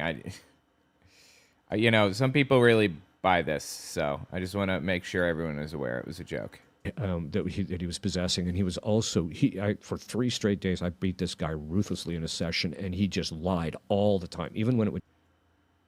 You beat this guy for 3 days? Go better for him if he just told the truth. He would just lie, which is what Christ said about him. He said he was a liar and a murderer from the beginning. Yeah. So, but anyway, at a certain point, what came out was, so in heaven there are nemesis, just as Saint Michael fights against the demons. There's nemesis in heaven against the demons. So the demons actually have nemesis, specific holy people in heaven that actually combat them or deal with them. And very often it's because of the facts, like, for example, the demon against the noonday devil is actually St. Catherine of Alexandria, because of the fact that she conquered him by conquering that particular aspect of human nature, which is the tendency of just being slothful and lazy, right? Well, in this particular case with Satan is the nemesis was St. Joan of Arc. And the reason it was... Wait, do Catholics view her positively? I don't remember. I'm pretty sure they view her positively, right? St. Joan of Arc, as it starts to come out in the case, because you have a series of sessions and stuff starts to be revealed about the dynamics of the case and why Christ allowed it and why is this particular demon possessing this person at this time and for whatever reason. And what basically came out is that St. Joan of Arc was the nemesis, because she actually showed up during one of the sessions. I don't see her, but the person who's possessed actually saw her appear, and the demon just completely freaked out and starts running straight at me. And when I'm watching him run straight at me, I'm like, he's not coming at me. He's trying to get away from something. She literally ran over the top of me and runs the woman that's possessed, but it was actually the demon, goes and cowers in the corner. Wait, so the demon left the woman's body and came running at you. Is that right? Is that what did it? But the woman cowered in the corner? And so I asked the woman, I said, what, after the session was over, I asked the woman what happened. She said, well, Joan of Arc appeared. That's how terrified they are of the people in heaven. Yes, Thorazine. Absolutely. Thorazine is what's required here, without a doubt. Well, over the course of time, what came out is that the reason St. Joan of Arc was the nemesis of Satan in this particular case was because of the fact that St. Joan of Arc is the nemesis to Satan under the aspect of treason through ambition. Yeah. Okay, that makes literally no sense whatsoever. What the fuck are you going on about right now? And treason through ambition. And the reason Joan of Arc is the nemesis of him under that aspect is because she was put to death by a bishop who was French, who was siding with the English so that he could get a higher bishopric. He could advance in the church. Right. I don't remember the Joan of Arc story clearly. The Catholics did not like her back then, right? Or do they? So he commits treason in order to advance himself. And that's what the ambition part is. That's a description of a vast majority of the politicians in this country. Hold on, let me snag the transcript here.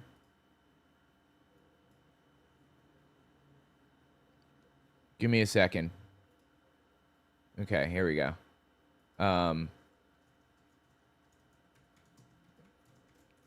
Joan of Arc hated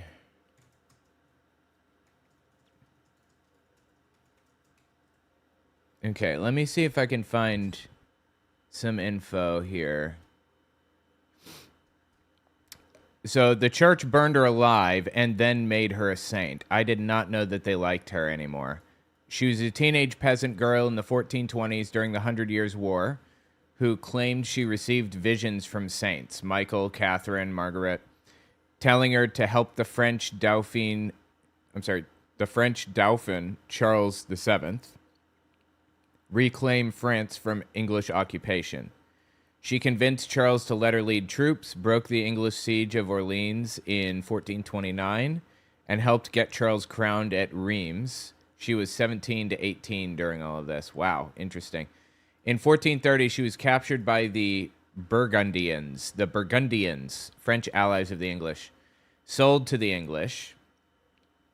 They arranged a church trial in Rouen, presided over by Bishop Pierre Cauchon. And that's who this guy is referencing, by the way, I believe. Cauchon was a French bishop who had allied with the English because he wanted advancement in the church hierarchy. Treason through ambition. The trial was a political hit job, dressed in ecclesiastical robes. They charged her with heresy and wearing men's clothing. She was burned at the stake in 1431 at age 19. The trial was so transparently corrupt that a retrial was ordered 25 years later in 1456, which posthumously declared her innocent and the original trial fraudulent. Wow, that helped. Then in 1920, almost 500 years later, the church canonized her as a saint. So the same institution that executed her eventually elevated her to the highest status it can confer. That's interesting. Wow. Okay. That's amazing. Yeah, you see it all over the place. So, I just need to ask this before I forget. So, in the famous scene where Jesus casts out the demons called Legion from the man wandering the tombs on the other side of the lake. Right. It's in a couple Gospels, I think. And they say, send us into the herd of pigs, the 1,000 pigs. Right. And the pigs drown themselves. They immediately commit suicide. Yes. Okay, so the two questions I have are, is it a feature of this realm that demons possess animals? Yes, they can possess things. The technical term for that is infestation, which is different from possession. Okay. But infestation is where they basically can get into houses. I've had to clean up a lot of houses, buildings, that type Physical of thing. places. Yeah, because they like things, they like places, they like possessing them. They can also get into I also like possessing places. inanimate objects. I knew a guy that actually, there's what they call Fortuna, which is they're little figurines, where they're like their inversion of the Catholic statue type of thing, or Catholic image. Yeah. And so what they do is they put a curse on these particular things, and then from there they can affect people. And this priest ended up having a case where he had a whole bunch of those. He put them in a bag and put them in his car. And as he's driving down the highway, because he didn't have a chance to burn or destroy them yet, as he's driving down the road, he goes over this bridge, and he does not paying attention. Next thing you know, he's underneath a tractor trailer. The car shreds every single inch of that car, except for that where he was sitting. I bet. And that was God, right? That's crazy. Yeah, another priest, there was a case where a guy had killed his wife in the backyard. And he found this, the priest found that, and the house was infested. So when he went there, he said, well, let's take a look to see if we can find any remnants of this deed. And he found this shotgun shell. So he gets the house cleaned up, but he didn't have a chance to get rid of the shotgun shell. He said, from the time I took possession of that shotgun shell until 48 hours later, when I got rid of it, every single thing in my life went wrong. So they can actually infest things, and then from there they actually influence things. But have you seen it with living animals? Yeah. Well, Well, it's a yes or no question. Did you or not? I haven't seen them actually Oh, so it's no. Then why did you say yes at the beginning?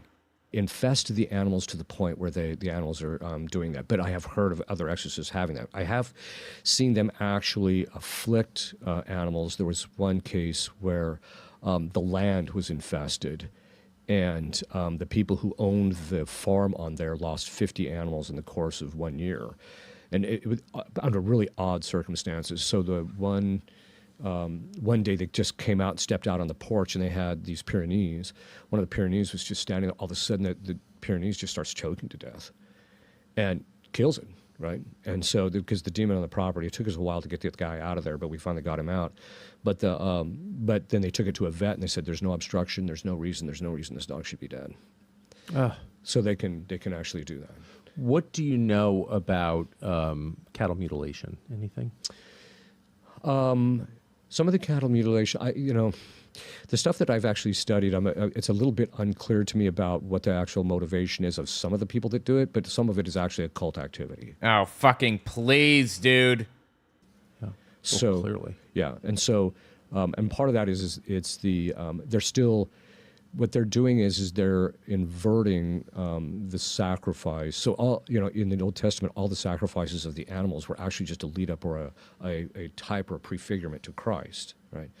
And so what they do is they do these rituals. They're like the inversion of those things in the Old Testament, or where they're sacrificing animals and doing specific things in occult activity to empower themselves.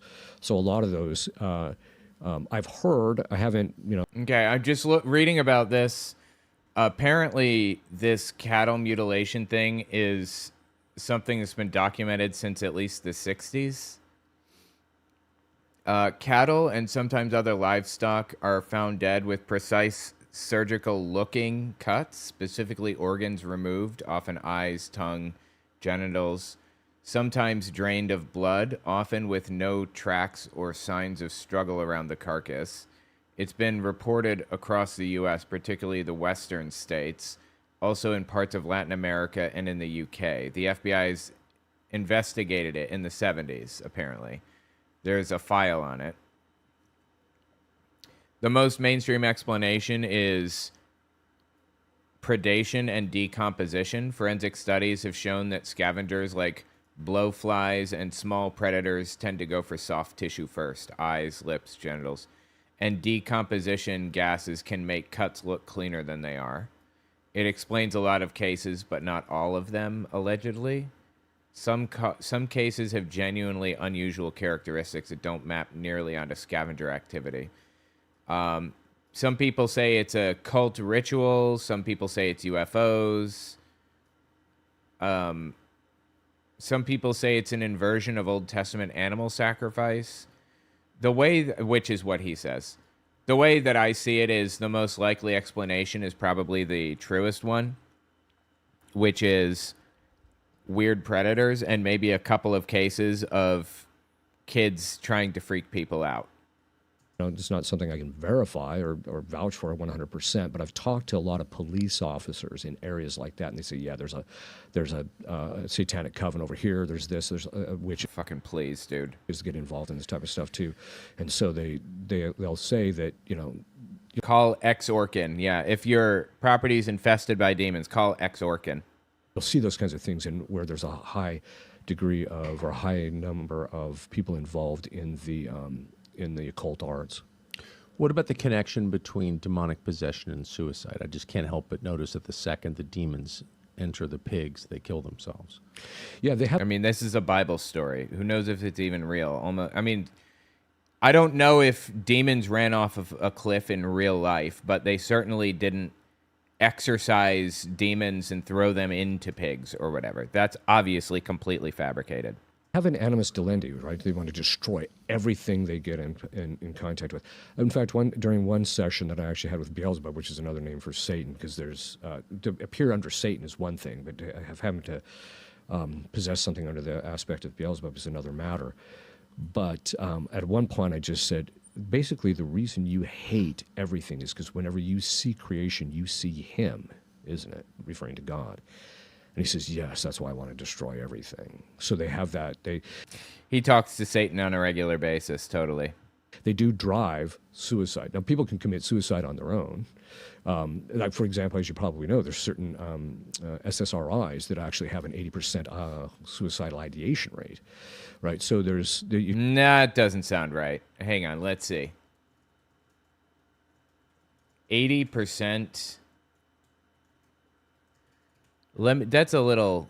I'm super suspect. Let me see if I can find some info on this. That's insane. No, this is complete nonsense. SSRIs do carry documented risk of increased suicidal ideation, particularly in adolescents and young adults, but it's not even close to 80%, apparently. It's 28% over baseline, not a 28% rate. So that's completely made up. People can commit suicide or have that inclination from that, but the demons also will begin picking at the person. So one of the things that the demons do is they try, from the very beginning of our lives, they'll start tempting us with certain things. When they see us being born, because the knowledge of these things are infused in their mind, they actually know what our DNA is. And so they know, okay, because this guy's... Right, because they're omniscient, right? genetic disposition, he's more likely to be inclined to these kinds of sins and not those. So they'll start picking at the kid from a very early age, tempting him to do certain things in that area. And their goal is not just to get him to commit sin and offend God, although that's the primary reason, but it's to slowly build a psychological compatibility. Because each time you give in to that, you create a set of habits in you and you create these defects that make you much more easily and intertwined with them. For sure. And so they're actually building that. And so what happens is a lot of times when you see with suicide, not all cases, because some cases it's entirely natural, right? It's a psychological issue that's brought this about. But we've seen this with people who are possessed a lot of times. In fact, every person that I've known that's possessed has had very strong, and sometimes they say uncontrollable inclinations to suicide. But they know that it is. Do you think that could point to mental conditions that they're working through? Maybe not demon possession, but just mental conditions they're struggling with, maybe? Pleases God, so they don't. How does a person know, how does a person get possessed by a demon? And then how does he know he's possessed? There's three ways. My mom used to say you could buy something from a yard sale that a Satanist had used, and that would be how you become possessed. So the first is you commit some grave sin, like abortion, murder, engaging in the occult arts is one of the principal ways that we see people becoming possessed, selling your soul to the devil, stuff like that. So you do something really bad, and then that opens the door.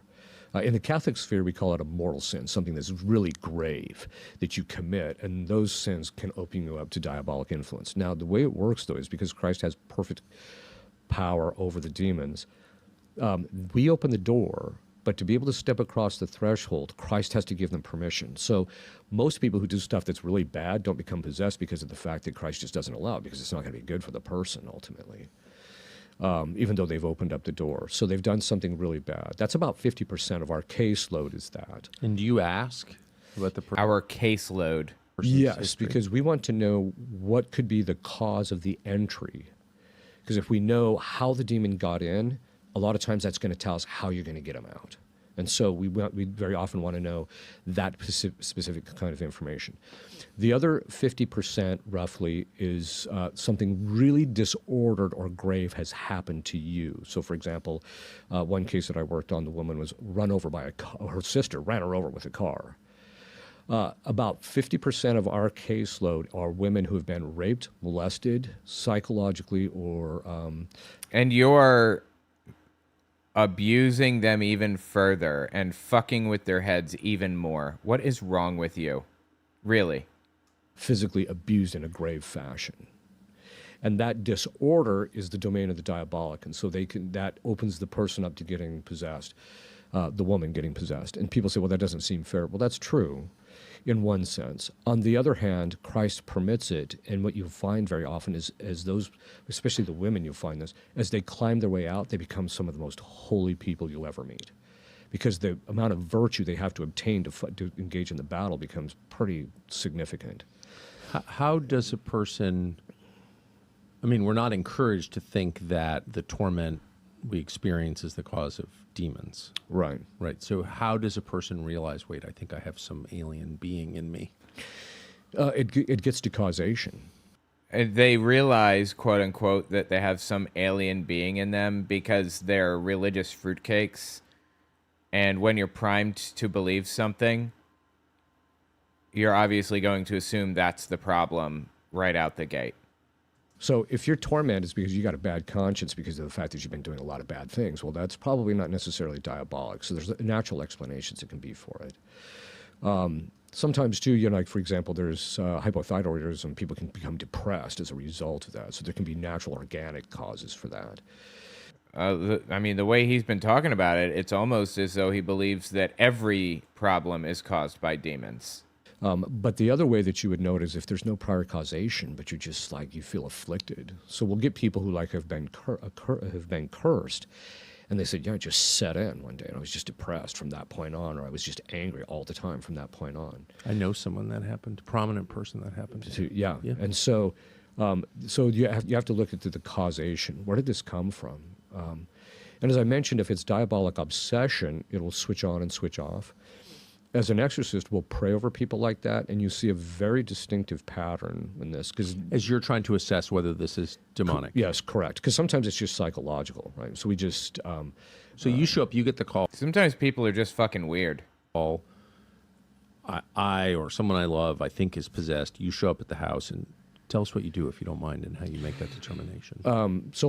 Usually we'll do kind of an initial intake or interview. We actually have a vetting process because the Society of Priests that I get, we get about, it ranges from anywhere, right now it ranges anywhere from 400 to 800 requests for help a month. And so I always tell people, I got pretty good job security. Yeah. Considering in this country you do. Yeah. But usually, In this country you do, he says. These people are a fucking joke. the way it normally works is what they call the Roman model is you'll just sit down and you'll talk to the individual and talk. And what you're trying to do is get a sense of what they're experiencing first, but then also the cause. What could have been the cause in relationship to this? Was there a psychological thing that happened to you? You know, were you raped when you were a kid? Or did your father abuse you or what have you? You're just looking for specific things in their past. You could explain it more on a psychological level. But then at a certain point, there's actually a set of prayers that we'll actually say over the person. And if it's psychological, you won't see much of a change. They might feel a little better when you pray over them, but that's just because of the social interaction and someone's actually listening to their problem, right? Whereas if it's diabolic obsession, all of a sudden, they'll feel this lifting, and they feel like they're symptom-free. And they're like, wow, that was fantastic. I feel great. Now, diabolic obsession is by degree. And so what can happen is if it's really entrenched, that feel of freedom and lightness will only last for like 4 or 5 hours at the most, maybe a day at the most, and then it'll set back in. So you pray over them, and if that doesn't fix their problems, you know they're possessed. And then you'll pray over them again, and then you see this. You kind of get this dolphining pattern. But they themselves have to fight their way out. We put them under a prayer regimen and a spiritual regimen to fight their way out. And A prayer regimen. And as you pray over them, it'll slowly lift, and then eventually they're freed. But you'll see these distinctive patterns, whereas if it's psychological, it just will kind of flatline. And so that's one of the ways that we can actually know. But the high drama moments that you described at the outset, where when the demon is speaking to you through the person, sometimes in his voice, sometimes in the demon's voice. Yeah. How often does that happen? Well, possession is very rare. So statistically, out of 800 people or so that contact us, maybe 4 of them. I should have asked you to define terms. Yeah. What's the distinction between influence and possession? So the influence is the broadest category. It's just the genus of how they can influence by temptation. Right. Oppression is where they attack your externals, like your job situation, things like that. Obsession is where they attack your psychological faculties primarily, and they obsess you. And then possession is where they actually take possession of a specific part of the body, and then from Like your back, as he said earlier. I don't know which part we're in now. He said a demon can possess your back, your lower back, and it's painful. This is such a fucking joke. there they'll drive obsession and oppression. So all of us, from time to time, experience the first suite of Yes, all of us are symptoms. subject to what they call ordinary diabolic temptation. Yeah, and that's why the Lord's Prayer says, lead us not into temptation, deliver us from the evil Wait, is Tucker Catholic? No way is he Catholic. I didn't think he was. one. Exactly. And then the other forms are what we call extraordinary diabolic influence. They're extraordinary in 2 reasons. One, they're above and beyond what most people experience. But then the other part of it is that they are rare. They're rarer, I should say. So possession, how do you know you're confronting one of those unusual cases? Well, there are what we call the primary and secondary signs of possession. The secondary signs are certain psychological patterns, certain patterns we'll see in the person's life of what's happening. They can give us an indicator, but they don't give us certitude. What gives us certitude is you'll pray over them, and then you'll see a preternatural sign. This is something that a human being is not capable of doing, like morphing, changing shape, as I mentioned before. This is such a joke. He's lying here, obviously. He's never seen anybody morph from one shape to another. Or superhuman strength. There was a case out in California a few years back where this 80-year-old woman who had to have a walker to get into the sessions. They had 4 beefy police officers there during this case, and as Beefy, you say. Beefy police officers. Okay, you have my attention. soon as this demon manifested, he just threw them all over the room. So these are the types of things. Or another case that a friend of mine had, as it was a 10-year-old boy, that had 2 police officers there that were 250 pounds each. He lifted them both off the ground at the That's beefy. That is very beefy. same time with ease. So these are superhuman strength. Yeah. Whoa. Yeah. So these are so you'll see those particular kinds of things. So another. Did you get unknown languages, foreign languages ever? Yeah. So that's that's one of the other ones. So speaking in languages they've never studied. Now, this is and so a lot of times. Psychologists for a while were saying that, oh, well, maybe the person's heard the language. Well, I don't know of anybody who can hear a language want them to be absolutely fluent in it, right? And so, too, there's... Obviously, they don't have to be fluent in it. They can just say a set of words, and your dumbass will believe them instantly. languages like the first case of possession I ever dealt with. This guy was speaking a form of Phoenician that had been defunct for 3,500 years. So he's never heard Phoenician. Yeah, he had been. So this is and fluently, by the way. So we're not talking about. So this is not a psychological issue. There's other things too. So there's speaking in foreign languages. In fact, it was kind of funny. I had this one case where the demon Christ restricts what languages they can speak with you, even though they know all the languages. He restricts them. Well, one of the problems with this is that we don't even know what Phoenician sounded like, because believe it or not, a lot of people don't know this.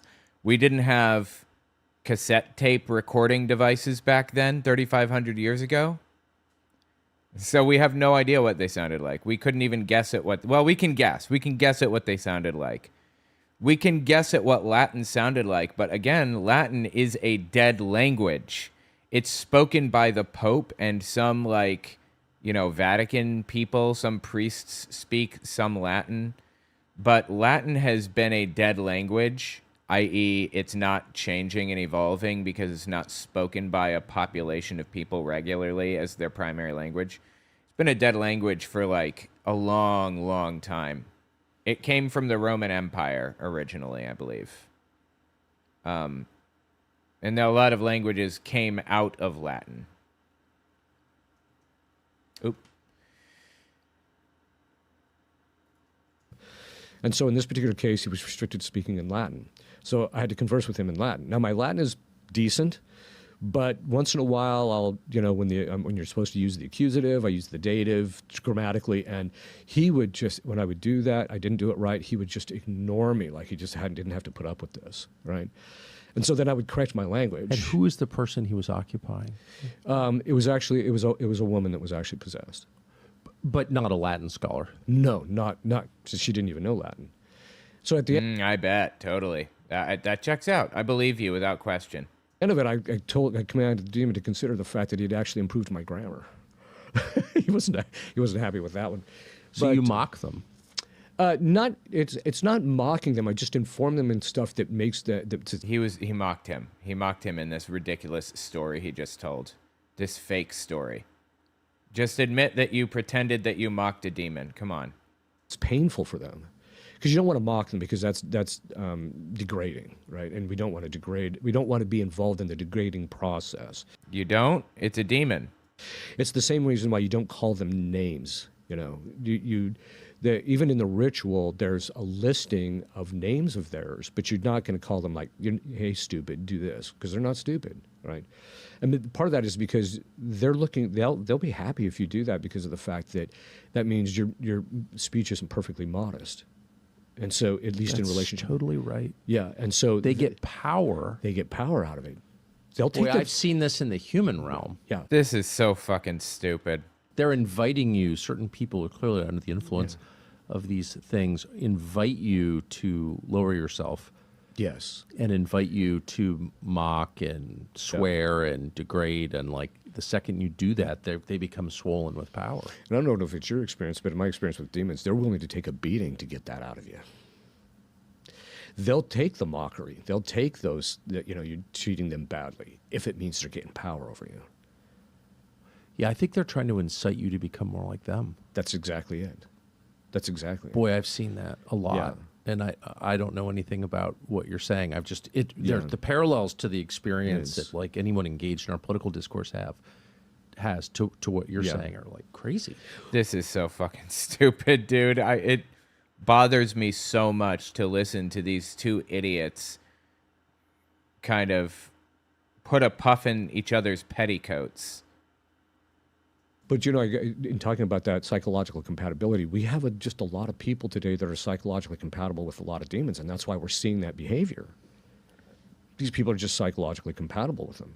And what can you just restate what the qualities are that you see in people that are compatible with demons? Just like to remember to avoid these things. What are they? Well, it's basically people that, and this is actually some of the secondary signs of possession. It's people who have a tendency towards mendacity, you know, lying all the time, duplicitous. Dude, that's exactly what this guy has done this entire fucking time. Nothing but lie. I've made this comment even publicly about certain politicians. You know, you can tell that these people are in cahoots with the devil because of the fact that every single thing they do maximizes damage within their capacity to do so. You know, you get around people. Yeah, you do. You get around people that are like that. Oh, yes. Yeah. Oh, I know them. Even though they might have a veneer of respectability, they're in a position of authority, and they kind of conduct themselves a certain way. Everything they do. I first noticed they this. don't show any, like a normal, I lie, I have lied, I hate lying, but No, I don't believe that. Not Tucker. I don't believe it for a second, Tucker. I have done it. But when I do it, or I think most people, when they lie, you know, you kind of twitch a little bit. You don't want to lie. Yeah. It's the people who register no concern at all about That's lying. right. No that remorse. is a sign. Yeah. Do we know anyone like that? Any major politicians? Maybe the most famous politician in the world right now, possibly? Do you think? Yeah, absolutely. Yeah, and that's that psychological compatibility. Or people that are willing to just sacrifice other people for the sake of them getting even some of the most modest of gains, you know, where and so the demons will just, I mean, they'll be happy to kill a bunch of, you know, unborn children in order to empower themselves in relationship to, you know, say one particular politician or another. They're more than happy to do so. Wow. The other third sign of preternatural signs. So one is things that are beyond human capacity, which I mentioned, speaking foreign languages, but the other one is occult knowledge. And that's in two forms. So I mentioned it earlier, we mentioned it a little bit earlier about this woman who was making theological distinctions. You know, the demon was making theological distinctions. This is a form of knowledge that this woman didn't have. But the other form of occult knowledge is they can know what's going on in the other room. Because as I mentioned, it's all being infused in them as it happens, as it occurs. Because that's how they're designed to know things. That's how God made them to know things. He just infuses them as it happens. So they'll actually know, like, what you ate for breakfast this morning, or they'll know things about your past history. One of the things that you'll see from time to time is that they actually know your sinful history. And so if you go into a session, and because by the by, check it out. I'm wearing Majora's mask. He has it on the wall. Why would you keep such a thing on the wall? You know, we see this from time to time. If one of our assistants has you know, that there's some sin that they haven't confessed, you know, then what happens is the demon knows that, and because as far as the demon is concerned, is if you don't confess your sins, then basically their attitude is, well, then I still have power over you because you're still under me. It's once you confess your sin, true. Yeah, then it's absolved, and then boom. And so as a result of that, they know that. And so you'll start the session, and all the demons will point out, hey, this guy over here, he did X, Y, Z this morning. And this person didn't even see that guy until the session started. So they'll have occult knowledge on those particular kinds of things. And so those are kind of the indicators that, like, okay, I'm not dealing with somebody who's, that this isn't a psychological issue, this is natural. Now, one of the things that people often ask is, well, what about levitation? Is that a preternatural sign? Yes and no. Because you can levitate without the aid of demons? Are you fucking kidding me? Has been there has been cases of like there was a saint in the Catholic Church who would actually levitate when he'd said mass, right? And great, I'll take some video. Give me some video of this actually happening. He's saying it like it was a consistent thing. You should be able to reproduce this very easily, right? So And he was a very saintly man. They even did exorcisms over things. Maybe the guy's possessed and nothing, So, Well, the Pharisees accused Jesus of being possessed. yes, that's right. That's right. And then, but then you can also have levitation occur in an infested building, which is not too common. So people will be in bed and all of a sudden, boom, they feel themselves getting dragged out or pulled up. Fucking please. Like he's reciting things that he's seen in movies about this. Or lifted up off their bed and that type of thing. People have seen that. That's very rare, but as exorcists, we hear about that from time to time. And so that doesn't necessarily mean the person's possessed. Plus, all the people that are possessed, not everybody levitates when they're possessed. Some do, some don't. And so levitation is just not that common, but you see it from time to time. And so it's not a necessary sign that the person's possessed. But if you see a bunch of secondary signs, around the person, and you're dealing with them, and then you start praying over them, and then the demon morphs or changes shape and levitates, well, then okay, that's something that's preternatural. There's a scene in we're going all the way back to movies. Okay, perfect. Gospels in Mark where a man brings his demon-possessed boy who's hurt. Oh, I guess this is from the Bible. Okay. In the Gospels in Mark where a man brings his demon-possessed boy who's hurting himself, throwing himself into fires, having seizures, and the apostles are unable to exorcise the demon. And Jesus walks up and kind of scolds them and then does so, and they say, why were you able to do it and we weren't? And he says, because this kind of demon can only be exorcised through prayer and fasting. What does that mean? Well, it means that how you get a demon out of somebody varies. So Christ said, by my name you will cast out demons. What he did not say is, by my name you will cast out all demons. That's fascinating. Christ didn't actually say that. That's from the last chapter of Mark. I think chapter 16, maybe? And verses 9 to 16, if I remember correctly. And it's fake. It was added later, and we know that beyond a shadow of a doubt. It was added to the Bible later, and most Bibles don't even contain that part anymore. They've removed it because everybody is fully aware that it is completely fucking fake. And the way we know that is precisely this scene in the Gospels, where they were using his name, but it wasn't having the effect. And so they actually have to do prayer and fasting. And basically what that means is the prayer is to petition God enough, intercessory prayer, praying to him, asking him to do enough prayers so that the person will actually be liberated. This is one of the reasons why we actually have people praying, like the assistants during the sessions and outside of sessions. We have people that will spend hours praying for the person's liberation so that we get that done. The other part is through fasting. Now, the fasting goes back to St. Paul, where St. Paul says, bring your body under subjection, right? So you have to fast in order to get your lower faculties under control to some degree. And by doing that, it's a meritorious work which God will actually, and you can offer that so that this person will actually become liberated in the process. The other reason as an exorcist, so I fast 6 days a week when I'm in session. And you do what? You don't eat for 6 days a week? You don't look like you don't eat for 6 days a week. The reason for that... What does that mean? It means having one moderate meal in the evening. That's it. I'm sorry. I'm having a hard time believing that about you. Each day. So I have nothing for breakfast, nothing for lunch, and then I have a moderate meal at night. And I do that for 6 days. And part of that is just to, because when we become, when we get our body under subjection, two things occur. One, demons don't want to get involved with you.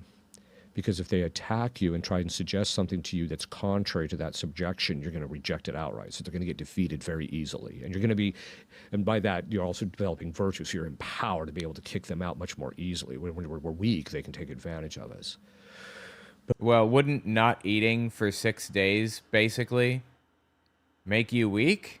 But the other part about it is that, and you've probably noticed this even with yourself, is you start to grow in virtue and you start saying, I got to get this part of my life straightened out. You become much more sensitive in that area that you've cleaned up.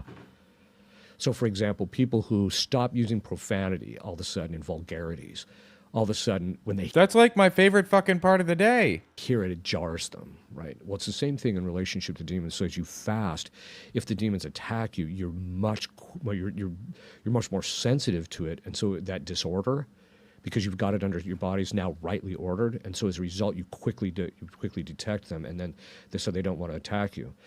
So in addition to God, the whole ideology behind all of this is fucking insane. I have to wonder, is he actually Catholic? Or is he just like dressed like a Catholic? Is this like a real person that really believes this garbage? they don't want to attack you, but also you have a certain amount of protection, but also you can offer that fasting up so that this person is actually liberated. The people that are possessed sometimes will also need to fast, given the nature of the demon that they're dealing with. They need to fast in order to break the possession. You said I think you said you've cast out Satan himself twice. No. Okay, please. Satan once. So Satan, Lucifer, and Beelzebub are the same guy. Yep. And so, which Christ himself even said it, right? Because the Jews accuse him of casting out Satan by the power of Beelzebub, right? This is so incredibly stupid. Right. And he says, "How can a house divided?" Yeah, it's casting out Satan. So they say, how can Satan cast out Satan? So he turns it, he says, or no, sorry, excuse me. They're casting out by the power of Beelzebub, right? And then he says, well, how can Satan cast out Satan? So he's the fathers, the patristic commentators on that scripture said that that's an indicator that Satan and Beelzebub are the same guy. And then Lucifer was his original assigned name, because Lucifer comes from lux ferre, which means to bear light. He was supposed to enlighten our minds, and that was his originally assigned task, and he refused to do so. But then after He refused to enlighten our minds. Bro, it kind of sounds like he did, right? Didn't he get Eve to eat the apple or whatever the fuck it was? Whatever fruit? And that, like, opened our eyes or whatever, right? after that, so I actually had a case which, at a certain point during one of the sessions, demons will be compelled to say things that you're not even asking them. God tells them, hey, you got to tell this guy X, Y, and Z. And that's to keep the case moving along. And out of the blue, the demon just blurts out, it was Beelzebub blats out, I'm the mockery of the Holy Spirit. And then he checks out. I can't get him back to the surface. He just wouldn't, regardless of what prayers I did. So I'm thinking to myself, well, I know Beelzebub and Satan are the same guy. So I started asking, started praying, getting some, give me the grace to see, what am I seeing here, right? And we also know that Lucifer, he was originally Lucifer. And then it dawns on me. So as an exorcist, we deal with cases of dissociative identity disorder, which is multiple personality. It looks like... This is probably not real.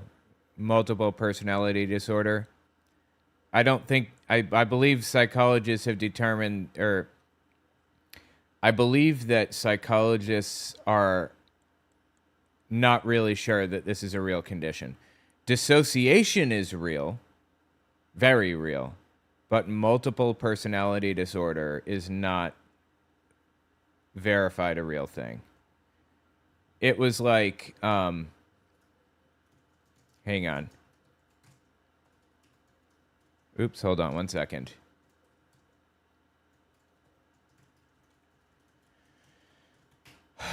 Let me just find some info here.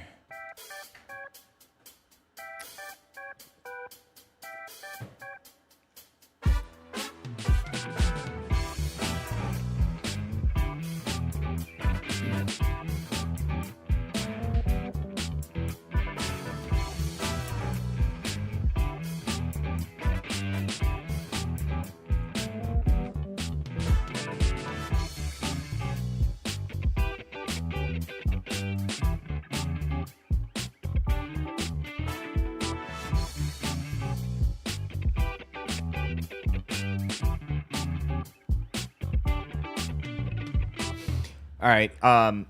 The early cases of this go back to the 1700s. A German doctor named Eberhard Gmelin reported a case in 1791 of a German woman who would switch into a French-speaking personality. It was right after the French Revolution, when French aristocratic refugees were flooding into German towns.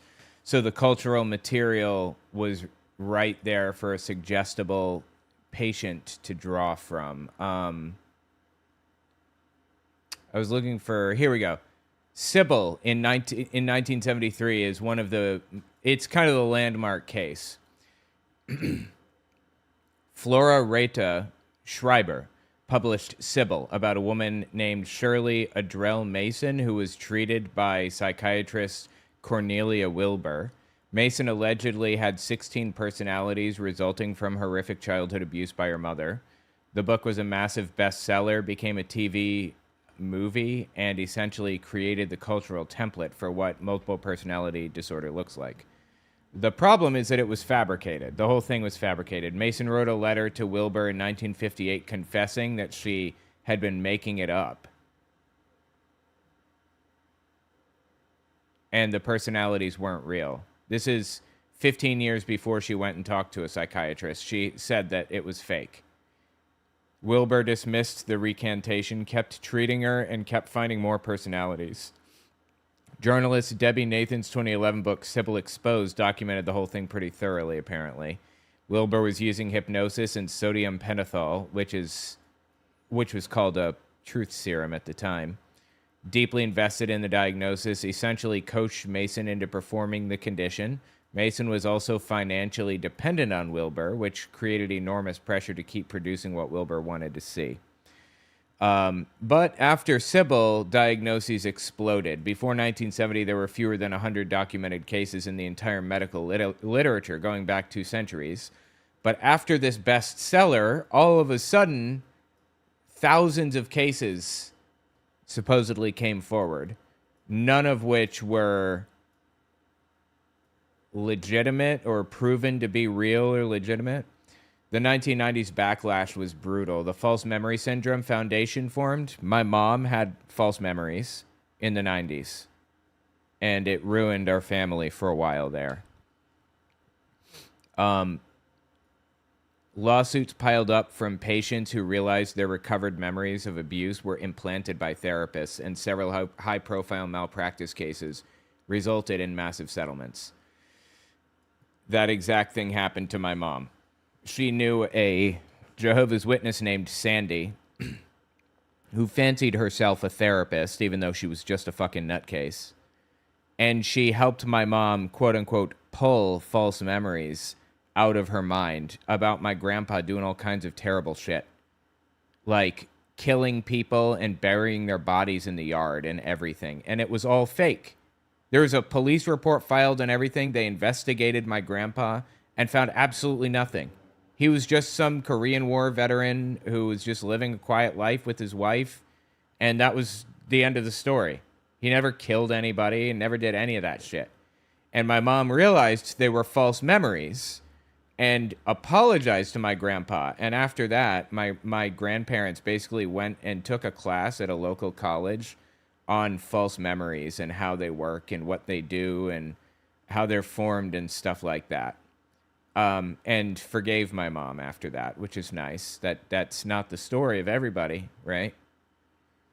But the point is, the false memory craze in the 90s and the multiple personality disorder craze of the 70s and 80s and the satanic panic of the 80s are all linked together and complete nonsense. Now, I'm not opposed to the possibility that multiple personality disorder is real. That's possible, but I have not seen any evidence of it. And I'm going to need to see evidence before I buy it.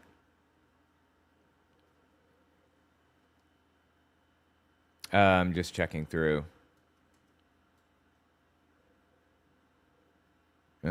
Taking a look at the chats. Okay, I think we're good. All right, let's continue. It's like possession, but it's actually not possession. Okay. And so it dawned on me, this guy's, it was a trifurcated personality. So during the next session, This is just nonsense. This is not real. I referred to Beelzebub as the DID, multiple personality disorder, not the same thing. Got to make that clear. Dissociative identity disorder is real. That happens. Multiple personalities, I'm not convinced by that. the third personality of Satan, and he just lit up. Like, how did you ever figure that out, right? Well, it was a grace, obviously. So then I basically beat out of him. So Beelzebub is the inversion of the Holy Spirit. Lucifer is the inversion of the second person of the Trinity, because Christ is light from light, right? Which we read in St. John's Gospel. And then Satan is the father of lies. So he's the inversion of God the Father. So you basically have this unholy trinity. So then I commanded him to tell me, was this trifurcation of your personality the punishment for wanting to be God? And after a little bit of beating, he said, yes.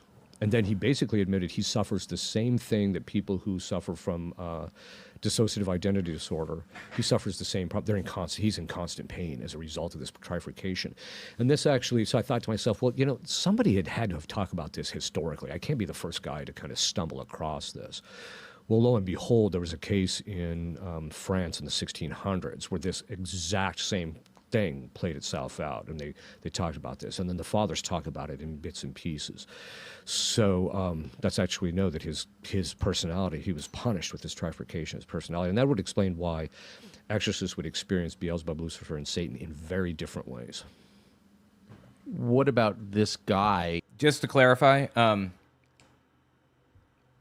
when dissociative identity disorder was added to the DSM, the definition was changed. It's not the same as multiple personality disorder. They tightened up definitions and changed things a bit. Hang on, I'm just reading here.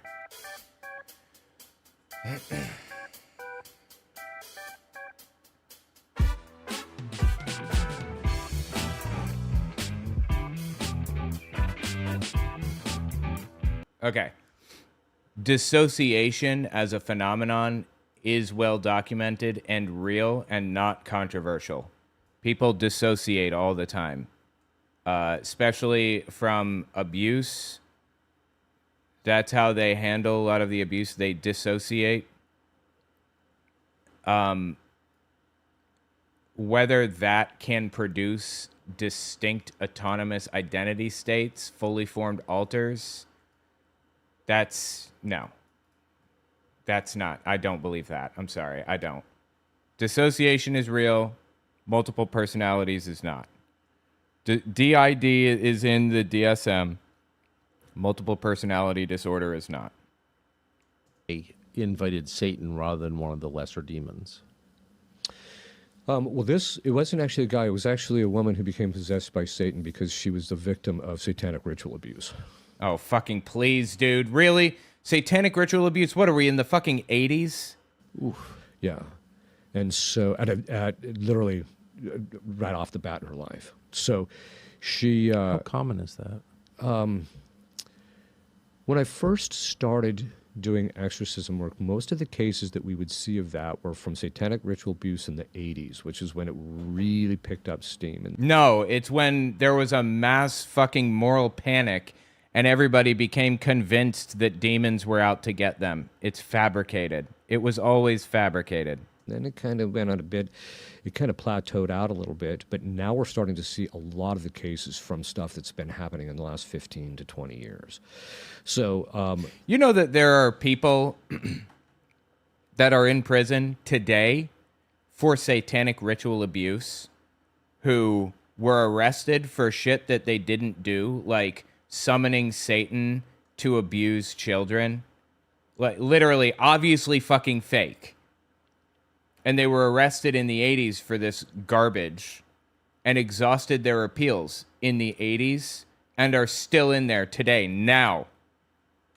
There's a guy specifically, his name is Chandler or something, I forget his name, his full name now, who is still in prison right now and just had a hearing recently in 2025, if I'm not mistaken, and the judge chose to leave him in there. Still. Seriously. Satanic ritual abuse. What a dark fucking moment in human history. In U.S. history.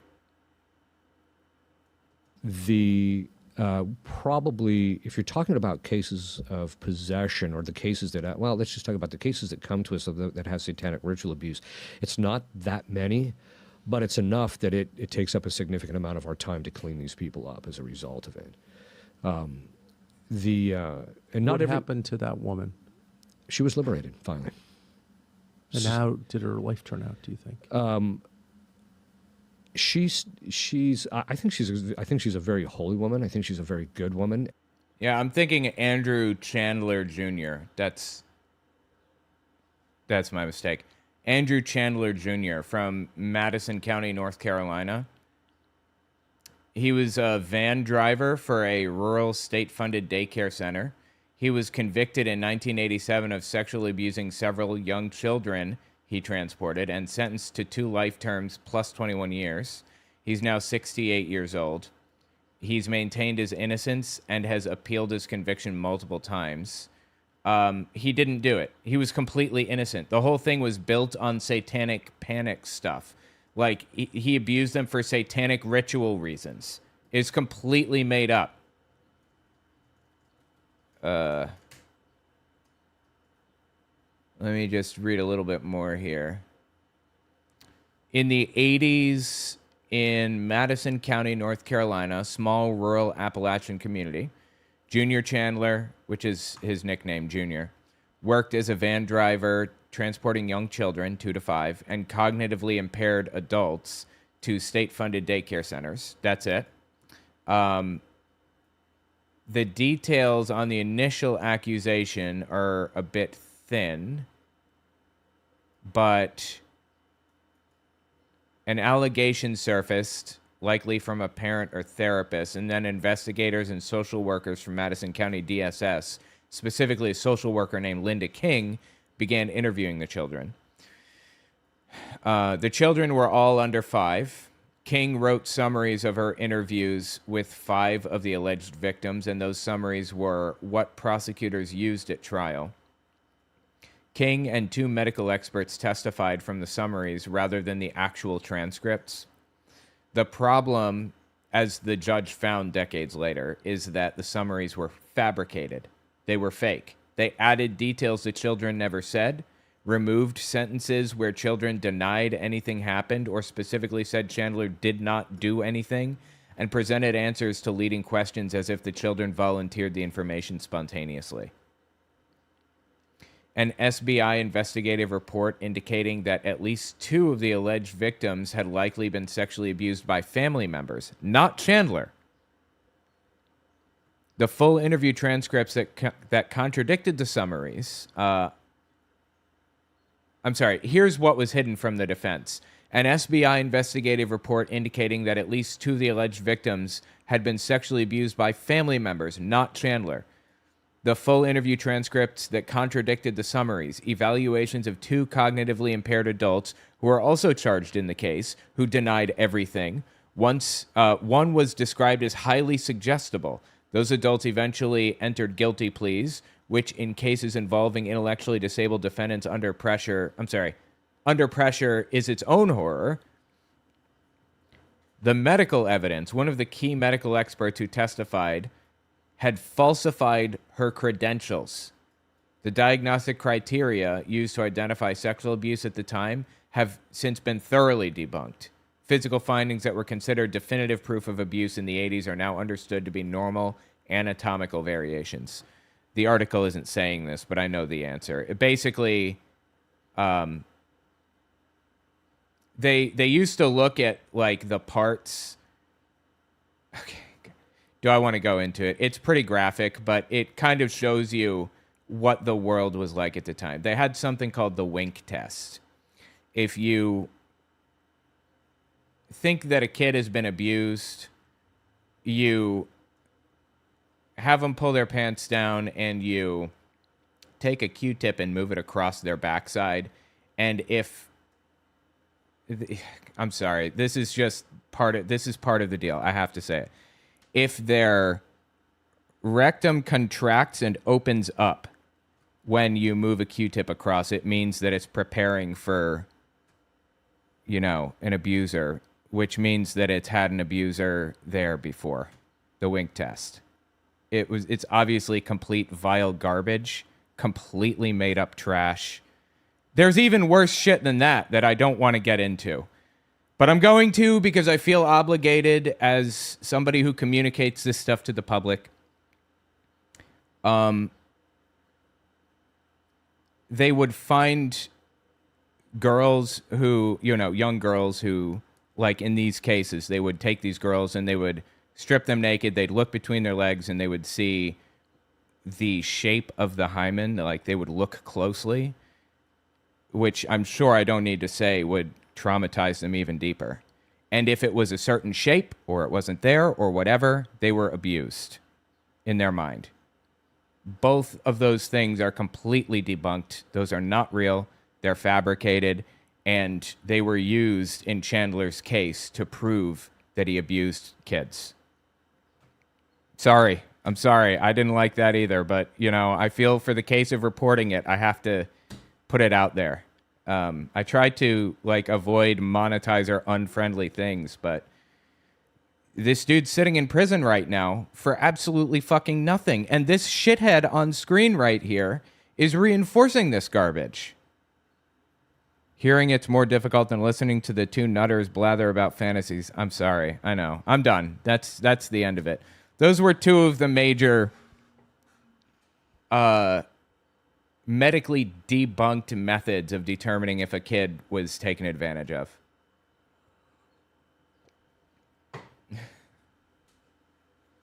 And this guy obviously believes that shit.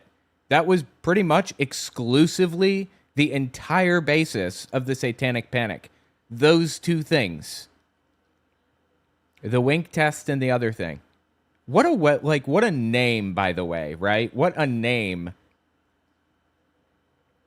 for a medical procedure, quote unquote. Just horrifying, honestly. Hadn't heard of that one, although I am not surprised. Basically, did a something check. Oh, yeah. Okay, I couldn't read that. Yeah. Completely debunked. Anyway, let's keep listening to these shitheads here. Oop, sorry. And she still has to deal with some diabolical oppression, but I think that she and her husband have really come up to speed in their spiritual lives. So I think they're doing better than I think they're doing, but I think she's doing fine.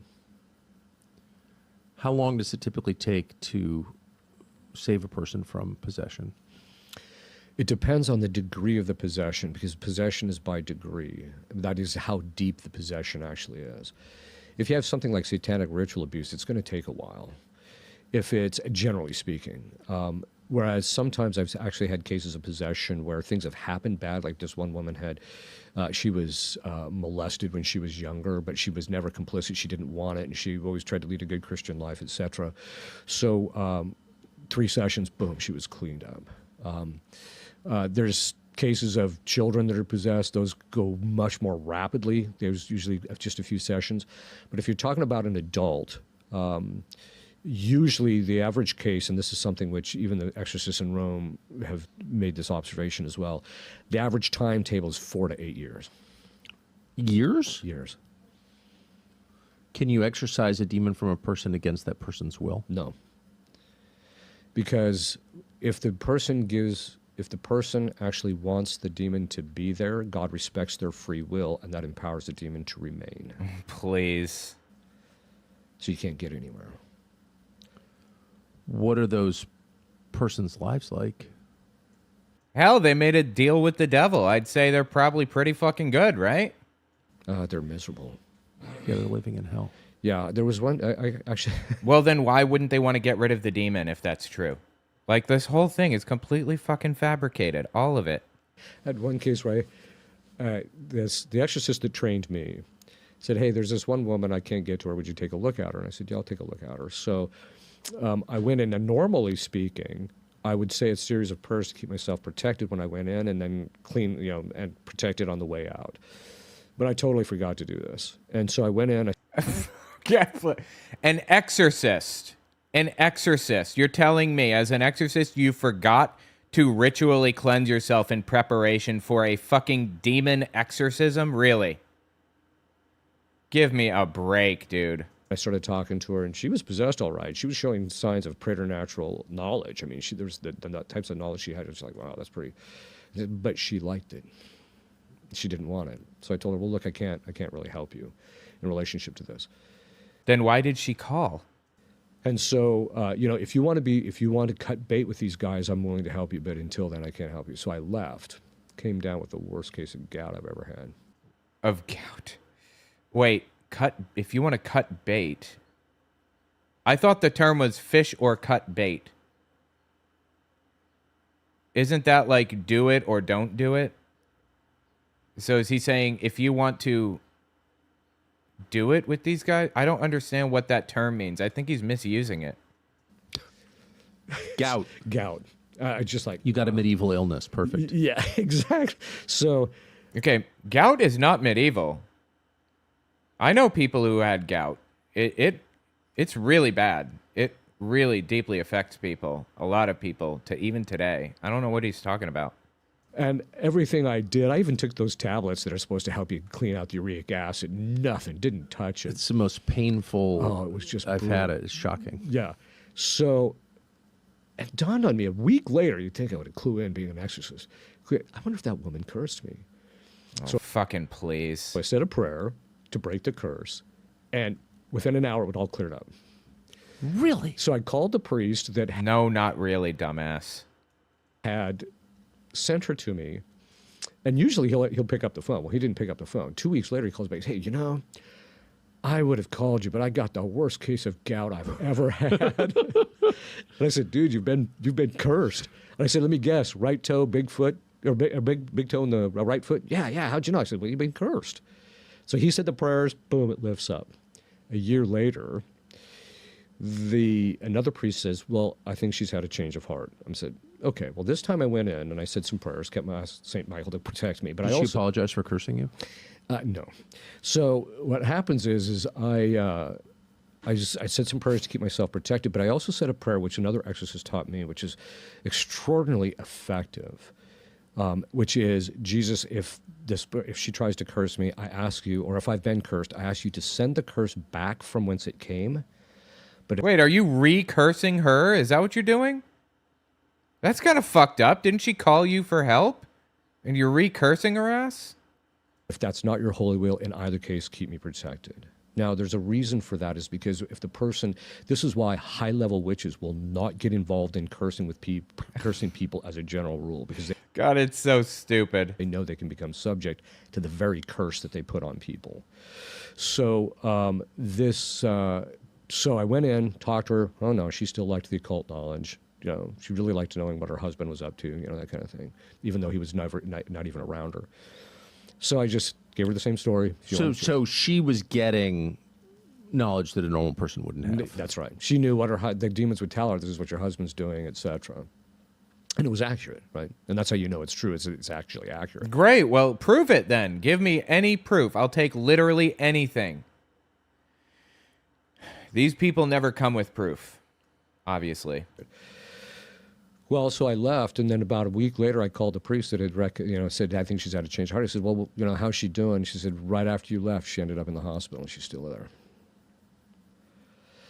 Yeah. So this is, you know, the cursing is one of those things that you know, people can become subject to it. The main thing they have to do is make sure that they're leading an authentic Christian life and not doing anything sinful that would open the door for the demons, so they become subject to the curse.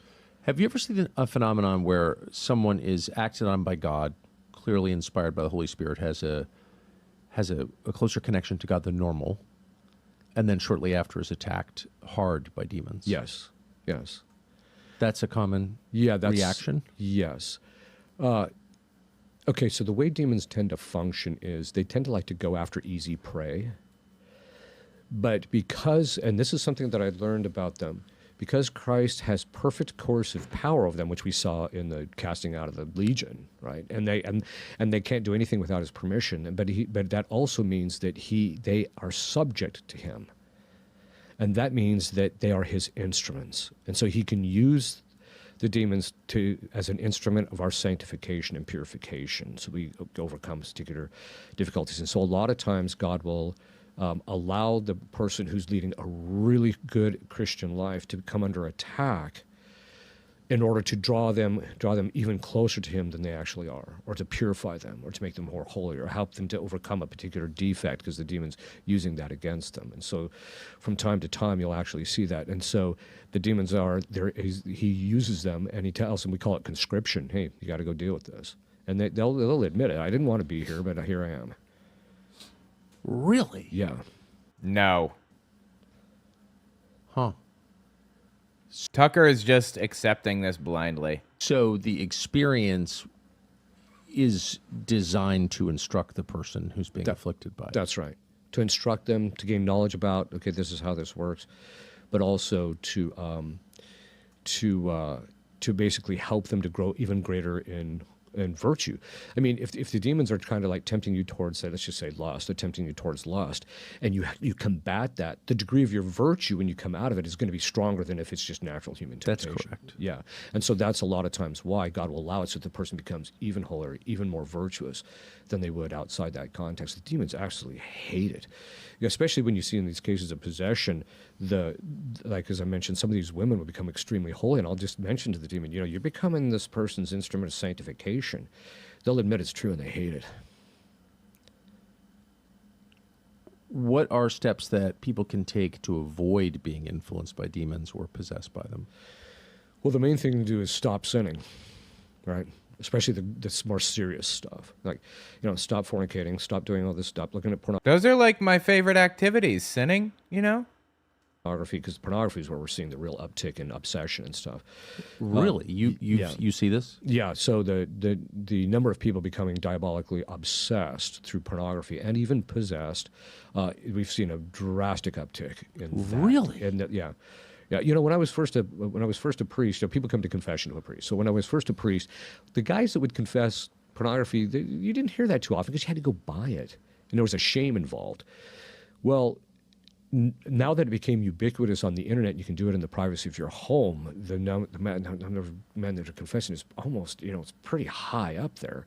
And so what we're seeing is that, but also the fact that a lot of the pornography is cursed to increase its addictive effect. That was one of the things that the Satanists taught the people in the porn industry. Right. So you're telling me that Satanists sit around cursing DVDs or cursing, like, I don't know, what do people watch that on nowadays? Reddit or the Twit or something? They sit around cursing the Twit posts to make it more addictive. Okay. Curse the master copy, and then from that, the copies that are made will influence the people. And so they do that, and then people become... So you believe the porn industry is controlled by Satanists? I'm not convinced that Tucker believes a word of this. I don't know if it's controlled by it. My impression is these are just bad dudes, for the most part. I think that they're influenced by them. It doesn't mean that there aren't Satanists that are involved in the porn industry. I suspect there probably are, but I just think that they're the ones who taught them, this is what you do, and this will boost the addictive effect of it. And so they're sitting around over a computer that has an MP4 on it, and they're praying to Satan over this computer or something. Is that what it is? There's one exorcist. I feel like the best game to play right now is Doom. Yeah, I can see that. It wasn't me, but there was another exorcist that I know of who's a good friend of mine. He had a case where the guy became possessed, and finally, there's a certain stage where the demon gets weak enough you can compel him. How did you get in? And he said, pornography. Oh, fucking please. This is really interesting, actually, because the Catholic Church has always found a way to blame all of their problems on things they don't like. On adult entertainment, on abortion, on whatever. They always find some way to blame things on their enemies. Just a fucking joke as old as time. I believe that. And so then after the session, he asked the guy, "What's the what happened?" And he said, "Yeah, it was. I think," he said, "I would believe it's pornography." He said, "I watched this one pornography that had this one woman on it, and then after that, something snapped or changed, and from that point on." Wait, so can they just curse the woman and then everything that she's in from that point forward is cursed? I had to see every piece of pornography she ever made. I was just driven obsessively to find her. Well, that happens, honestly, and that's one of the reasons why I personally believe OnlyFans is a scourge on society, because it's directly hijacking the addiction centers of our brains, right? It's exploiting people's like reward centers of their brains, and I just don't think it's good. Some people can just like live their lives and look at it, then put it down, and that's fine. But yeah, I don't know. I don't know that people should be making money from it. I think that if people want to just release it on stuff, that's fine for free. But making money off of it, I don't know. I'm willing to hear arguments otherwise, but I don't think making money off of adult entertainment is good. Same with gambling. I don't think companies or governments should be making money off of gambling. I think that's morally wrong. So this is so that's one of the ways that they get in. So to answer your question, there's a few things. One is prayer and fasting. You pray. You should be praying regularly anyway. As a Christian, you should be praying. And if you're praying regularly, you can pray for your own protection. That's actually one of the reasons I gave you the book Deliverance Prayers for the Laity, which is right there. But that book actually contains a number of prayers that are drafted. You don't have to use those. You can use your own. But this... Dude, you know what's funny about this? Greg Locke actually released a book about exorcisms, and I have a copy of that book. It's called The Deliverance Manual. Where did I save that book? Hold on, let me... Deliverance Manual. I know I have a copy of it. Where is it? What did I do with it? Hold on.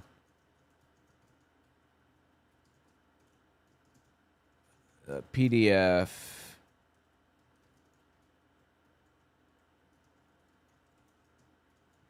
Those. Just. Let me give me a second to see if I can find it. Hold on.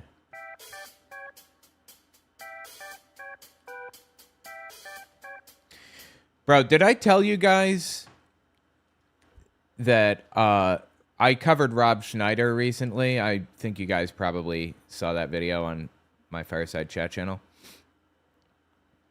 I covered Rob Schneider, and CPAC, as some dude named LJ Fino, gave me a copyright strike, which is the nuclear option. You're not supposed to give copyright strikes right out the gate. You're supposed to go through a process of maybe demonetizing it, maybe taking the money from it, from the video, or just having it removed from YouTube completely. Giving a copyright strike for a video is the nuclear option, and you should save that until you have no other choice. That's how leverage works in, the world. But he just went straight to the nuclear option of giving me a copyright strike. Now, YouTube copyright has come a long way since I started YouTube. I have a presumption of innocence, and he has to prove in court that I violated his copyright. And it doesn't fall under fair use. I have a presumption of fair use. So what did I do when he took my video down and gave me a copyright strike? I appealed by sending what's called a counter notification And it's basically a document that explains why what I did is fair use. YouTube reviews it. If they think that it has merit, they forward it to the claimant, and he has 10 days to file a lawsuit against me to prevent me from bringing the video back up. Now, that takes tens of thousands of dollars in lawyers' fees and filing fees and things like that. The video had 3,000 views when he took it down. He didn't suffer any damages. He couldn't even go after me for like the money that it made, because it made like $10. It wouldn't be worth his time. So usually people will... I've been filing counter notifications for my copyright claims for at least 5 years. And it never comes back that they decide to sue me, ever. Because I don't violate people's copyright. Everything that I do is within fair use. I don't like... To not be within fair use, I would have to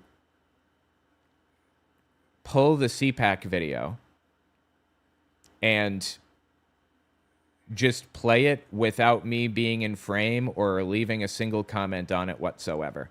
That's what would be required for them to be able to sue me. And then what would they even sue me for? It doesn't make any money. It wouldn't make any money without my commentary. Like, who wants to go to my channel to watch CPAC? Nobody. So anyway, he went with the nuclear option, LJ Fino. Turns out he's the head of entertainment or something like that on Real America's Voice, which is pretty high up.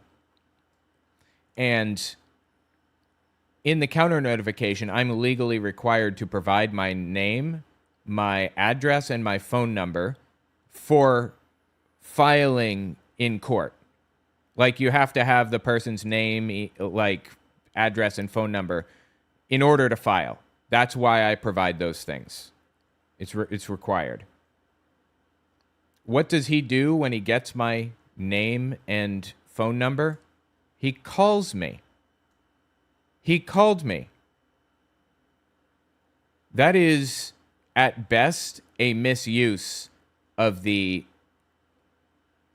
DMCA copyright information and looks really fucking bad. He called me to intimidate me. I didn't answer. It's on a voicemail. And he basically said, let's talk about next steps in this process. Like, brother, the next step is you filing a fucking lawsuit against me. Go nuts. I'm waiting. Please do it. Let's see if you have the balls to burn through $100,000 and get absolutely nothing out of it. Oh, yes, and lawyer's fees for me because it's frivolous. And he knows it's frivolous. So anyway, I have the voicemail, and I sent a supplemental counter notification to YouTube to show them that he's using my information for things he shouldn't be using my information for, and trying to intimidate me into dropping the copyright stuff and then just deleting the video. Bottom line is, that video is coming back up. I'm sorry you don't like that, but I can criticize people that you like, and there's nothing you can fucking do about it. And guess what? You can go on Real America's Voice and talk shit about me all you want. That's how it works. Welcome to America, dipshit. So anyway, I'm dealing with that. He's using my personal phone number. And what's even more bizarre is he chose to... I'm assuming he used a voice over IP phone, because when he called me to intimidate me, it showed up as a number from my town. And I'm not in a big city. I'm in a town.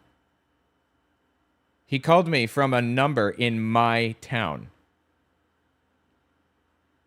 If that's not like intentional intimidation, I don't know what is. But that's what I've come to expect from shitheads like Real America's Voice. Obviously, I'd rather not deal with a lawsuit, but my wife is a lawyer and knows this area pretty clearly. And I know this area like the back of my fucking hand, and I will absolutely get lawyers' fees back from them. So if they want to light $100,000 on fire for absolutely nothing, be my guest. Hope he doesn't dox me. Well, if he doxes me, I can definitely sue the shit out of him for that and actually get something out of it, unlike him. And like I said, my wife is a lawyer, so come on. Bring on the battle if that's what you want to do. If you want to play this game, let's play it. Let's go all the way. You can even countersue for misuse of the DMCA, subsection 8, I think. That's possible. And if it comes to that, I will. But I'm hoping that this just goes the way every other counter notification goes, which is he doesn't file a lawsuit and I just get my video reinstated and move on with my fucking life. Anyway. They'd be idiots to sue you. They absolutely would. They would be fools. I don't know any lawyer in their right mind who would ever suggest that it would be a good idea for them to actually move forward with a lawsuit, because they would absolutely lose. The precedent was set by, believe it or not, Ethan Klein and Sargon of Akkad, I believe, also set precedent. Two of the worst people on planet fucking Earth, but they set precedent, so that's what it is. Sorry you don't like that. Anyway, let's continue with this dipshit. Here it is. Wait, books? Oh, it's in my books collection. Okay.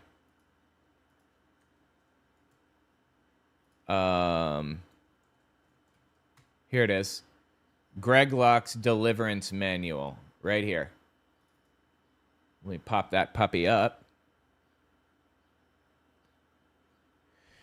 What do we got here? We've got, he's got a list of things that cause demon, or that are the result of demon possession. Expected manifestations: screaming, sweating, burping, coughing, sneezing, yawning, sudden urge to urinate. I think he lists the demons, too, the names of the demons. The demon Pharmakia is in here. I bind and break every spell, every curse, every hex, and every vex in Jesus' name. The demon of yoga. The demon of ESP, of chanting, of astrology, of sorcery, idolatry. The demon of Satanism, of satanic ritual abuse. Get fucking help, people, please. I am begging you. Hold on, I'm just looking through here. Richard Leibowitz, he's a copyright troll? Interesting. Okay. This gives you kind of an outline or a structure. They say, okay, this is how this works. So consistent prayer life, a disciplined prayer life. You have to be very disciplined. The second part of it is fasting, which is also true. Stop the sinning. The one thing that we have found, this is something that one of my lay assistants, this was about 3 years ago, we started noticing a pattern, because this is what we watch for patterns, because demons act in a very consistent way.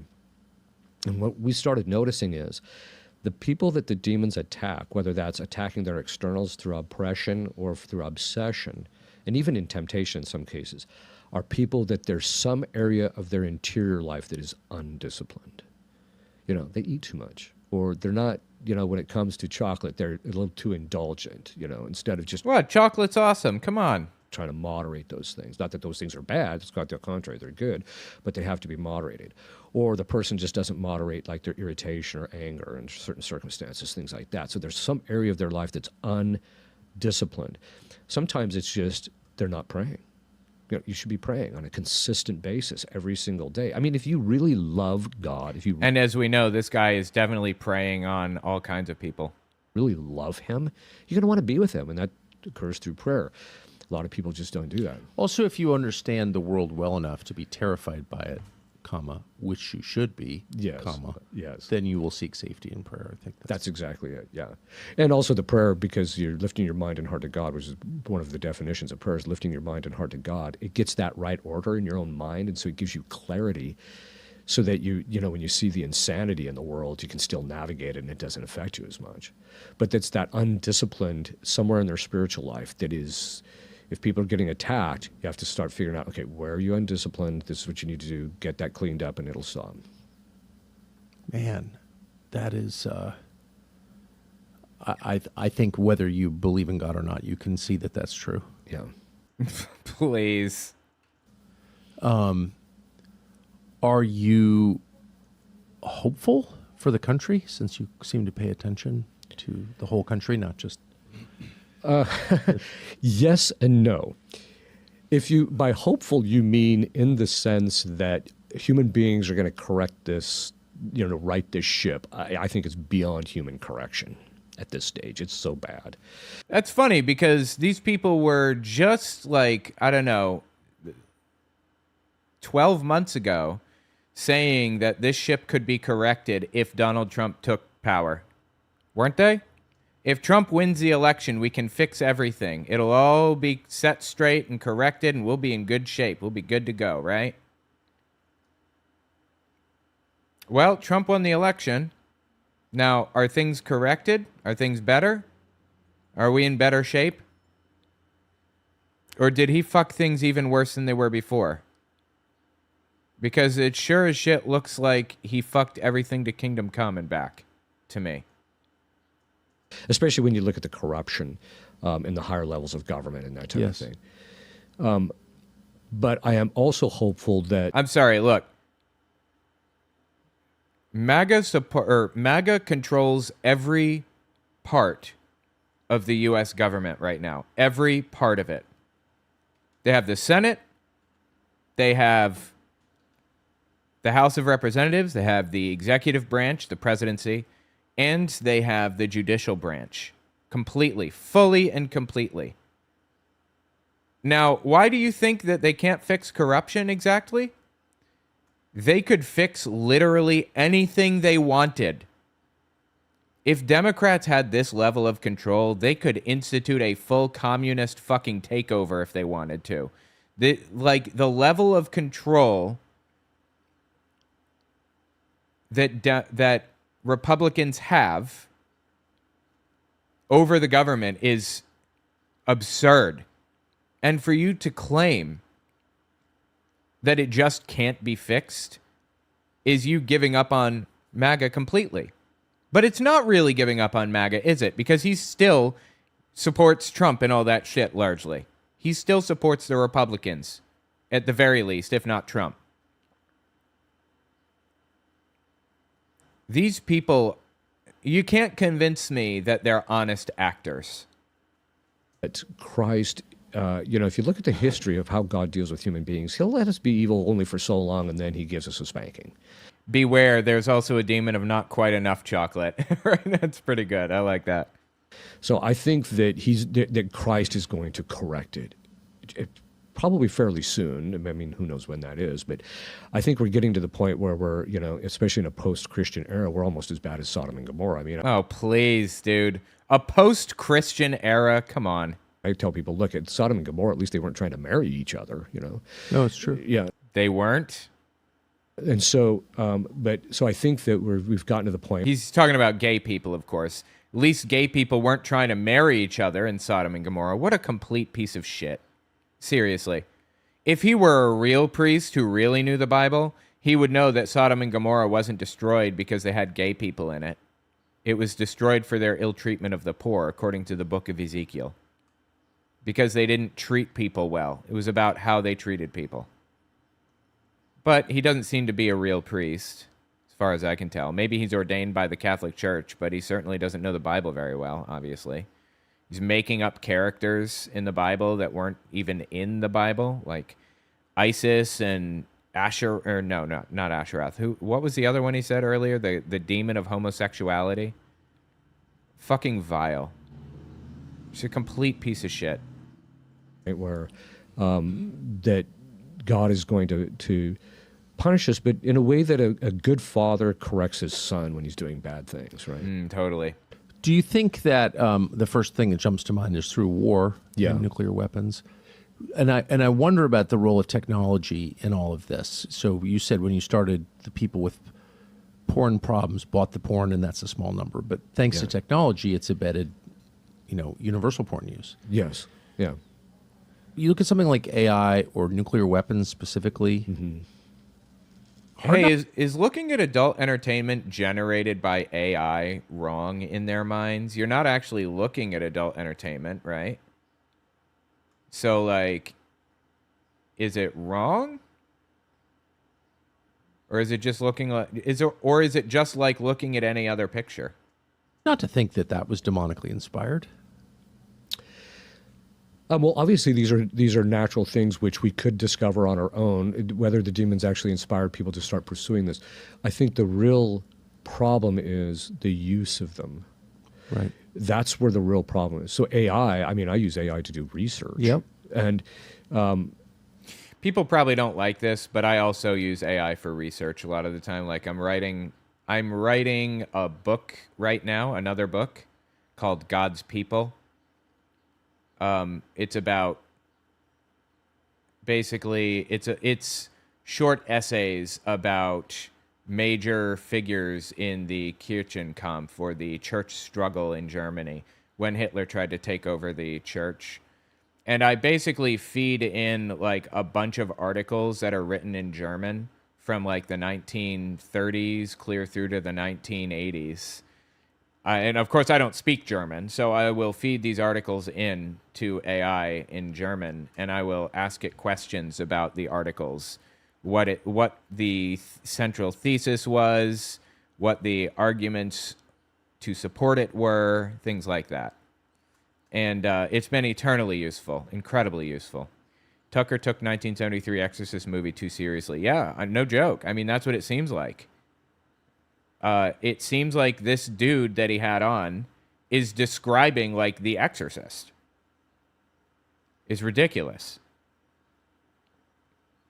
Anyway, like this guy named Klaus Schulder, he's a German, and he was probably the first person to write on the church struggle. Because as we know, the church really didn't fight against Hitler. Certainly not adequately. And the church actually suppressed his writings until he was dead. He died at 55 years old, and they suppressed any discussion about them being less than honorable in this church struggle until 1975, when Wolfgang Gerlach released a dissertation about it, which eventually turned into a book called And the Witnesses Were Silent. And then Klaus Schulder's work from the 60s started coming out, and he wrote 2 volumes, which are the academic works on the subject. It's called The Church and the Third Reich, I think, volumes 1 and 2. Anyway, Klaus Schulder, those 2 books were written in English, but a lot of his works are written in German, especially his older works. So I've been using AI to translate them and kind of explain it to me. It's been really valuable. Although you have to be careful, you have to even vet that, because it's based on the language model, of course, is based on what's out there generally. Of course. A lot of times there's garbage. But a lot of times it puts you in the ballpark so you can quickly find stuff, which is very helpful. That's been my experience too, yeah, for sure. So it's a very powerful and useful tool. It's a good thing, but we've already seen people using it for evil. And this is one of the reasons why I think that as time goes on, it's going to become more and more evil. The types of evil we're going to see coming from these things are going to be pretty significant, I think. Well, and unfortunately, it's the right that's using AI for evil predominantly right now. Like, I don't know of anybody on the left who makes AI images of, or let me rephrase, convincing AI images of Ben Shapiro with a prostitute, for example, to try to convince people that Ben Shapiro is an evil person. That's the type of shit the right does all the time. They will like make AI images of Obama standing next to a man named Michael to try to convince you that Obama is gay. That shit does not happen on the left. The right is the problem right now with AI. I don't even think AI is the problem. It's just a tool like the internet. That's it. Gonna reach across the ocean. Let's see. Image generating model requires image data sets. Owners of that AI are treating free speech with the prompting, right? I mean, Sam Altman's already announced that OpenAI will allow anyone to create their own porn. So. Yeah, that's it. Yeah. So, but you... Okay, I didn't see him announce that, but that doesn't sound right to me, actually. I don't think OpenAI allows that. Grok has been allowing it. Is it weird to anybody else that Tucker is completely ignoring the AI that is most famous for that? Grok? That's odd. But the cycle that you're describing is a society falls into decadence and evil. Yeah. And then it's corrected through punishment. That's right. And you think we're getting pretty close to the punishment stage of the cycle. If God is consistent, which he tends to be. Yeah. And that's not a terrible thing. No, it's going to be painful. It's like the kid, when you get spanked, it's painful. But Jesus Christ. Let me guess. Are you one of those people that believes that 9/11 was our fault for allowing gay people to get married? Is that like are you one of those people? Then he realizes, okay, this is not good. I'm not going to do this anymore. And so God wants us to be able to see the effect of the evil. There's a certain sense in which that's already happening, right? In the sense that the more evil we become, the more difficult and afflicted living in this culture is becoming. Yes. So we're already paying the price for our sin to some degree, but we're still on a course where we're not correcting ourselves. I think some people are. Some people are like, this is just evil. I got to get my act together, right? But that's not the whole of the culture. But at a certain point, God's, I think, going to have to correct it himself. I think that all the time. You know, for every aborted child, there's, another homeless fentanyl addict or something. Okay, that's weird because the Bible is actually in favor of abortion, says you should get an abortion in some cases. Like if your wife cheats on you, she should get an abortion.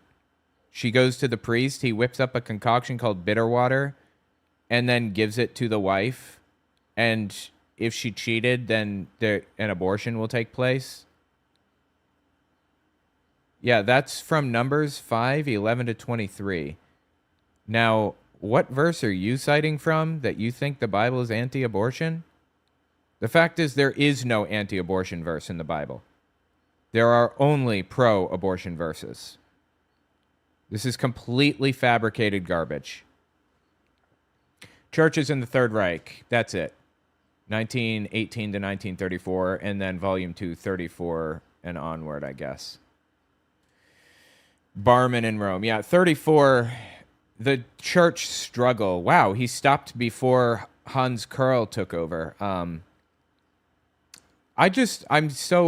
know a lot about this subject. I would argue I know as much on this subject as a PhD candidate. Not a PhD holder, but a candidate who's studying it. One of my weak points with the church and the Third Reich is that I feel like I don't fully understand the cultural kind of underpinnings that came along with it, but I know so much about it. You could probably ask me any question about Hitler and religion and the churches in Germany, and I'd be able to tell you the answer. Specific answers, but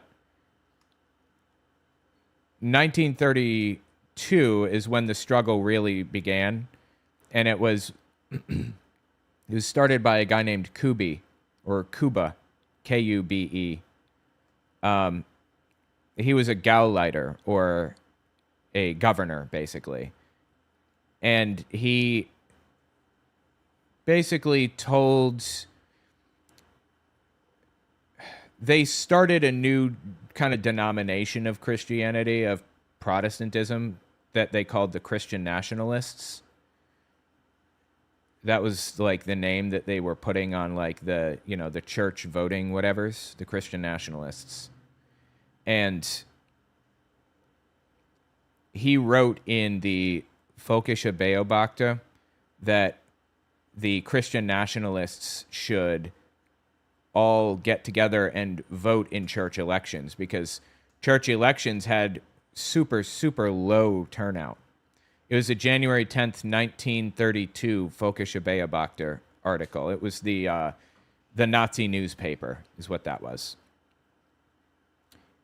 So he writes in this document, which I'm working on getting a copy of, by the way. I have digitized copies of the Völkische Beobachter from 1938 onward, which is when the war started, but I don't have before 1938. So I've emailed archives, and I've asked them to get the microfilm and get a copy for me for the book. But anyway, the Völkische Beobachter article, he basically told the Christian nationalists, the new denomination he formed, to go vote in church elections. And turnout in the churches was so low that they just swept the board. Like 5% of the church voted in church elections. It was just the most devout nutcases of the most devout nutcases. So when the Nazis were instructed to go vote in church elections, they took everything over. The Prussian Synod, which is like the Prussian Assembly or whatever, the Prussian Church Assembly, it was the biggest church district in Germany, made up of like thousands of pastors. And they won 7 out of 8 districts in Prussia, which is like a German state at the time.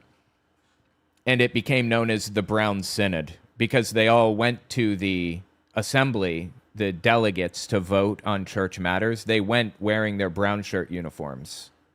And they basically passed new church rules saying, if you were originally Jewish and converted to Christianity, you're no longer allowed to be a pastor, a musician in the church, or have any kind of role at all.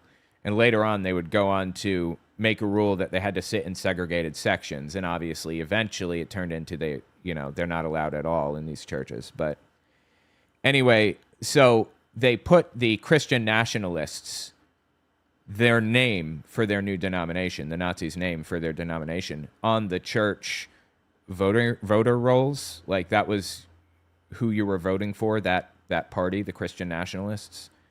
And Hitler said he didn't want it to be tied to nationalists because, they were the nationalist socialists. He didn't want them to be connected to Nazis. He wanted people to think that this was just a movement to reform Christianity. So he named them the German Christians instead, Deutsche Christen. And before it actually made it to the voter document, like before it made it to the ballots, Hitler had changed the name to the German Christians. That was in early 1932. By late 1932, I believe, they had seen the threat and saw it coming, like the normal church members, and started like mobilizing against it. The Deutsche Christen, or the German Christians, the Nazified version of Christianity, they completely swept the board and took over the vast majority of the churches in elections. But they took over 26 of 28 districts. But when those last 2 districts saw what was happening, but when those last 2 districts didn't go the way of the Nazis, a 3rd district run by a guy named Mararens stood up and said, we're not doing this either. So 3 districts didn't go to the Nazis out of 28. 3 didn't. But when it was put up to a general vote, the church voted in a moderate named Bodelschwinge, Fritz Bodelschwinge. he won the position of Reichsbishop, which is like a bishop over the entire institution of the church. And he was in there for a month before the Nazis, at Hitler's direction, basically harassed him out of the position. They were calling his office, leaving threats, threatening his family and things like that. And he dropped out. Like he was the Reichsbishop, which was a position that did not exist until the Nazi attempted takeover. There wasn't really a strong federation up until that point. And when he resigned, they held another election, and Hitler's main man, Ludwig Müller, took the position of Reichsbishop. But the church districts were so, opposed to control that Ludwig Müller basically had no power. He could instruct them to enact these rules and regulations and whatever in their churches, and they'd say, okay, and they would just never do it. If you don't have the respect of the churches in your district, they're just not going to follow your instructions. So Ludwig Müller, Hitler succeeded in taking control of the churches on a bureaucratic level, but he failed to take control of them in a logistical way, because they were just averse to being controlled, interestingly enough. That was 1934 when all of that shit went down. So that's probably why Klaus Schulder's last volume goes to 1934. Ludwig Müller was kind of a lame duck from the moment he took the position of Reichsbishop until he died. I think he died. I don't remember how he left office, but he left in 1935. And then a guy named Hans Kerl took control, who wasn't particularly religious. He was just in the right place at the right time. And he was a friend of Göring. So Göring was like, all right, yeah, fuck it. Why not? Yeah, you can take control. Go ahead. I'll give you control of the churches. So he took control of the churches and tried to unify them and did a slightly better job than Müller, but they just didn't want to. There was no outside control over the churches before, and they just didn't want to submit to outside control now either. Is the bottom line. So it was really hard to. There was like herding cats, basically. The horrifying part about all of this is that the confessing church, which was 2,000 pastors out of the 18,000 that existed in Germany, this is specifically about Protestantism. Catholicism's a different story. The 2,000 pastors from the opposition weren't even opposed to what Hitler was doing to the Jews. They were opposed to the idea that Jews can't convert to Christianity. That was their whole hang-up, fascinatingly. Die Kirchen und das Dritte Reich. No, Reich. Yes. Dritte Reich. BD. Spaltungen. Or Spaltungen, maybe. Und Abwehrkampfe. Interesting. I don't know that one. Gerhard Beiser. I don't know that person. Anyway, so I've been trying to... it's Göring, not Goring. Yeah, I know. Well, it's Gilling, actually, but I'm pronouncing it like an American, so forgive me. Anyway, I don't know... Or in my effort to get a copy of that document, I've emailed a bunch of professors. Professor Randall Bitework I emailed, and a bunch of archives, and I haven't heard back from them yet, sadly. I hope to hear back from them. I would love to have a copy of the Völkische Beobachter from 1932. That would be the shit. Okay, let's continue with Tucker. I mean, it's all Yeah. seems like. So last question, which is about drugs and alcohol and the role that demonic influence plays in addiction. So addiction is actually threefold. The first is there's actually a brain mechanism that Yes, causes for the sure. addiction. Yeah. And then there's the set of habits that revolve around that. And those are also kind of a natural thing that people can actually develop. But then there can be layered on top of that, the demons can actually drive the addiction. So they can, through ordinary temptation, just say, hey, there's the alcohol again. Let's go drink. Let's go do this. Remember all this fun that you actually had when you did this. And so they can actually drive that. The demons also have the ability to block our remembrance of things, to remember things. And so part of the virtue of prudence is the virtue of memory, remembering the right things at the right time. Yeah. It's so right. So, My God, these people are idiots. last time I drank, I paid the price the next day. Well, they can make you focus on the good thing you got out of this and forget all the pain you went through, right? So they can do that. The other thing is that demons can also, because they can act upon us physically, that is in our brain and that type of thing, they can actually cause a mimicking of addictive experiences. So there was a woman that I actually knew that she would come to me and she didn't have the She'd come to you, you say. Go on. history or the habit building of an alcoholic. But she had the tendencies for it, and she would try, from time to time, she would struggle in that area. So what I did is I started praying over her for any demon of obsession in relationship to addiction, and she said every time I would pray over her, she would go about a week without any addictive feelings whatsoever. I'm sorry, that's just not how it works, okay? Addiction is something in your brain that people struggle with. You can't pray it away. Now, I'm not suggesting that everything that's addictive is diabolic. It's quite the contrary. Usually people get involved in the addictions and then the demons get involved in that. Yes. So, but they can also drive those things in relationship to certain people. We also see this in relationship to people who are possessed. So and it's a very common thing. Sugar is a big addiction that demons drive in people who are possessed.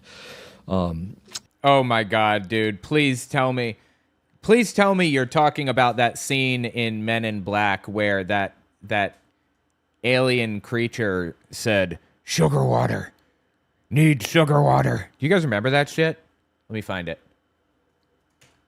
I should have covered other videos today, other subjects, but that's okay. Hold on. Oh my God, dude. Fucking YouTube. Sugar water. Don't hit me with a copyright strike, please. Give me sugar.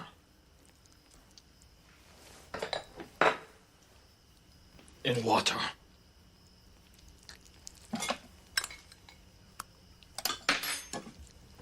Just give him a Coca-Cola. It's just as good. More.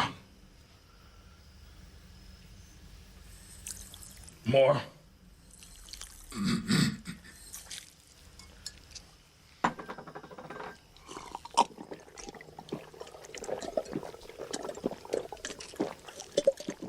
Bro, he left half the fucking sugar in the bottom. Anyway, that's the Men in Black scene. Is that where he's getting that sugar water thing from? A very common thing. We also see this in relationship to people who are possessed. So and it's a very common thing. Sugar is a big addiction that demons drive in people who are possessed.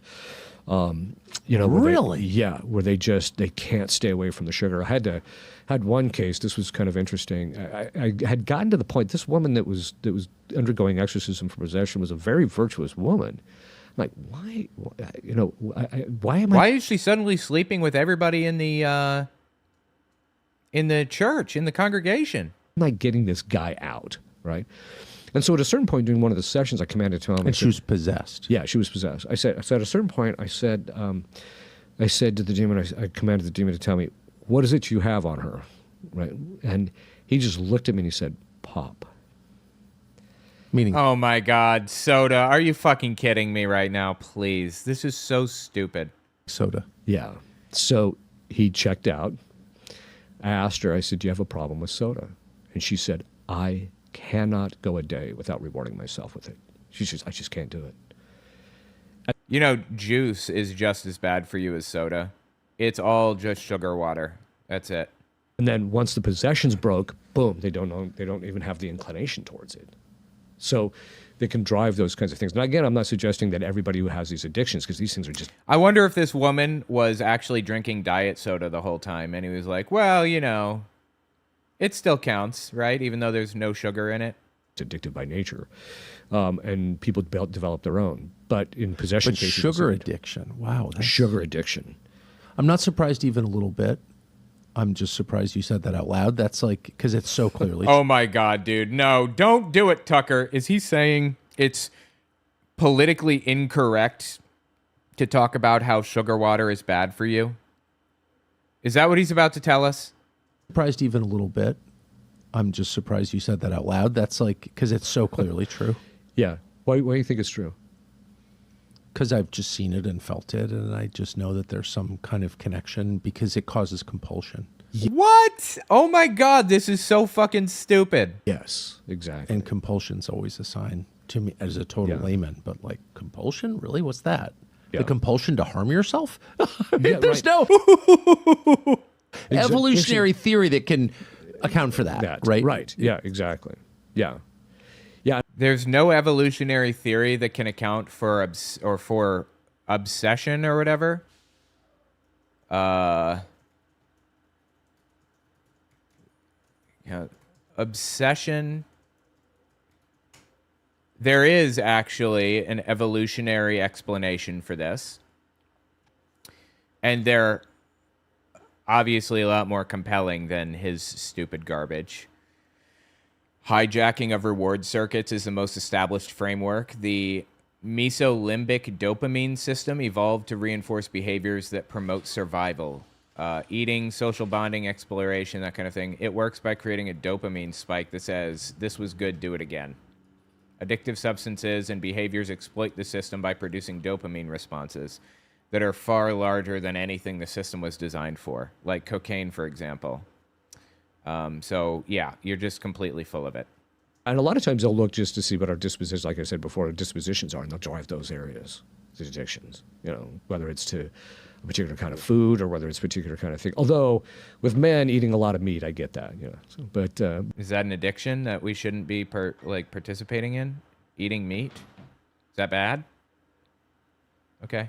But when it comes to the actual, but other things that are very addictive, like sugars, alcohol, things like that. This is the guy that's been waging the war on protein. Okay, I remember seeing RFK Jr. literally saying, the war on protein is finally over, quote unquote, or something to that effect. Now I know who's been waging the war on protein. It's been this shithead the entire time. Okay, I get it. But when it comes to the actual, but other things that are very addictive, like sugars, alcohol, things like that. Meat does not cause compulsion. It can't. You can't eat 2 pounds of beef. You can eat 2 pounds of chocolate, though. Yeah, you can. That's true. And then wait an hour and eat another 2 pounds. You can't do that with steak. No. I don't know that that's true, but, you know, protein is good for you. So I don't even know what this guy is talking about when he says meat compulsion. What? You can't. That's true. Although they do know that that chocolate actually it releases endorphins when you eat it. Right? And it's even more effective in women, apparently, from what I've read from the brain studies. But with men, they say you just show him a picture of meat and his brain lights up. Which is why I tell people, look, if a guy... Okay. So he's saying that women uniquely don't like meat as much as men?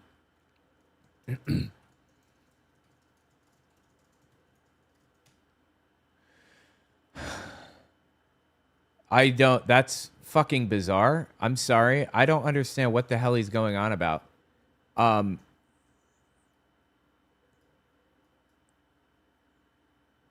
There is apparently no survey data showing that men report higher preference for meat, particularly red meat, than women on average. I have no fucking clue what he's talking about right now. This is just completely made up.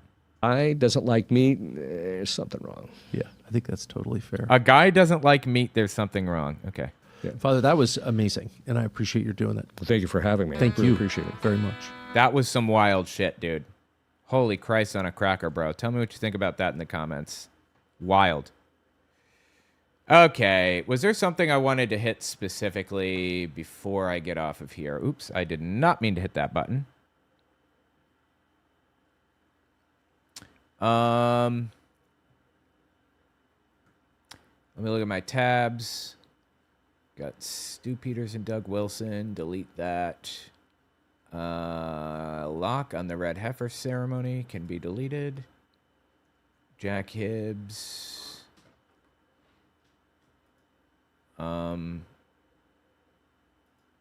Yeah, I guess I can call it there. There's some other stuff I want to hit, but I can hit that tomorrow. All right, guys. Thank you so much for coming. I really appreciate it. I will talk to you guys on the flippity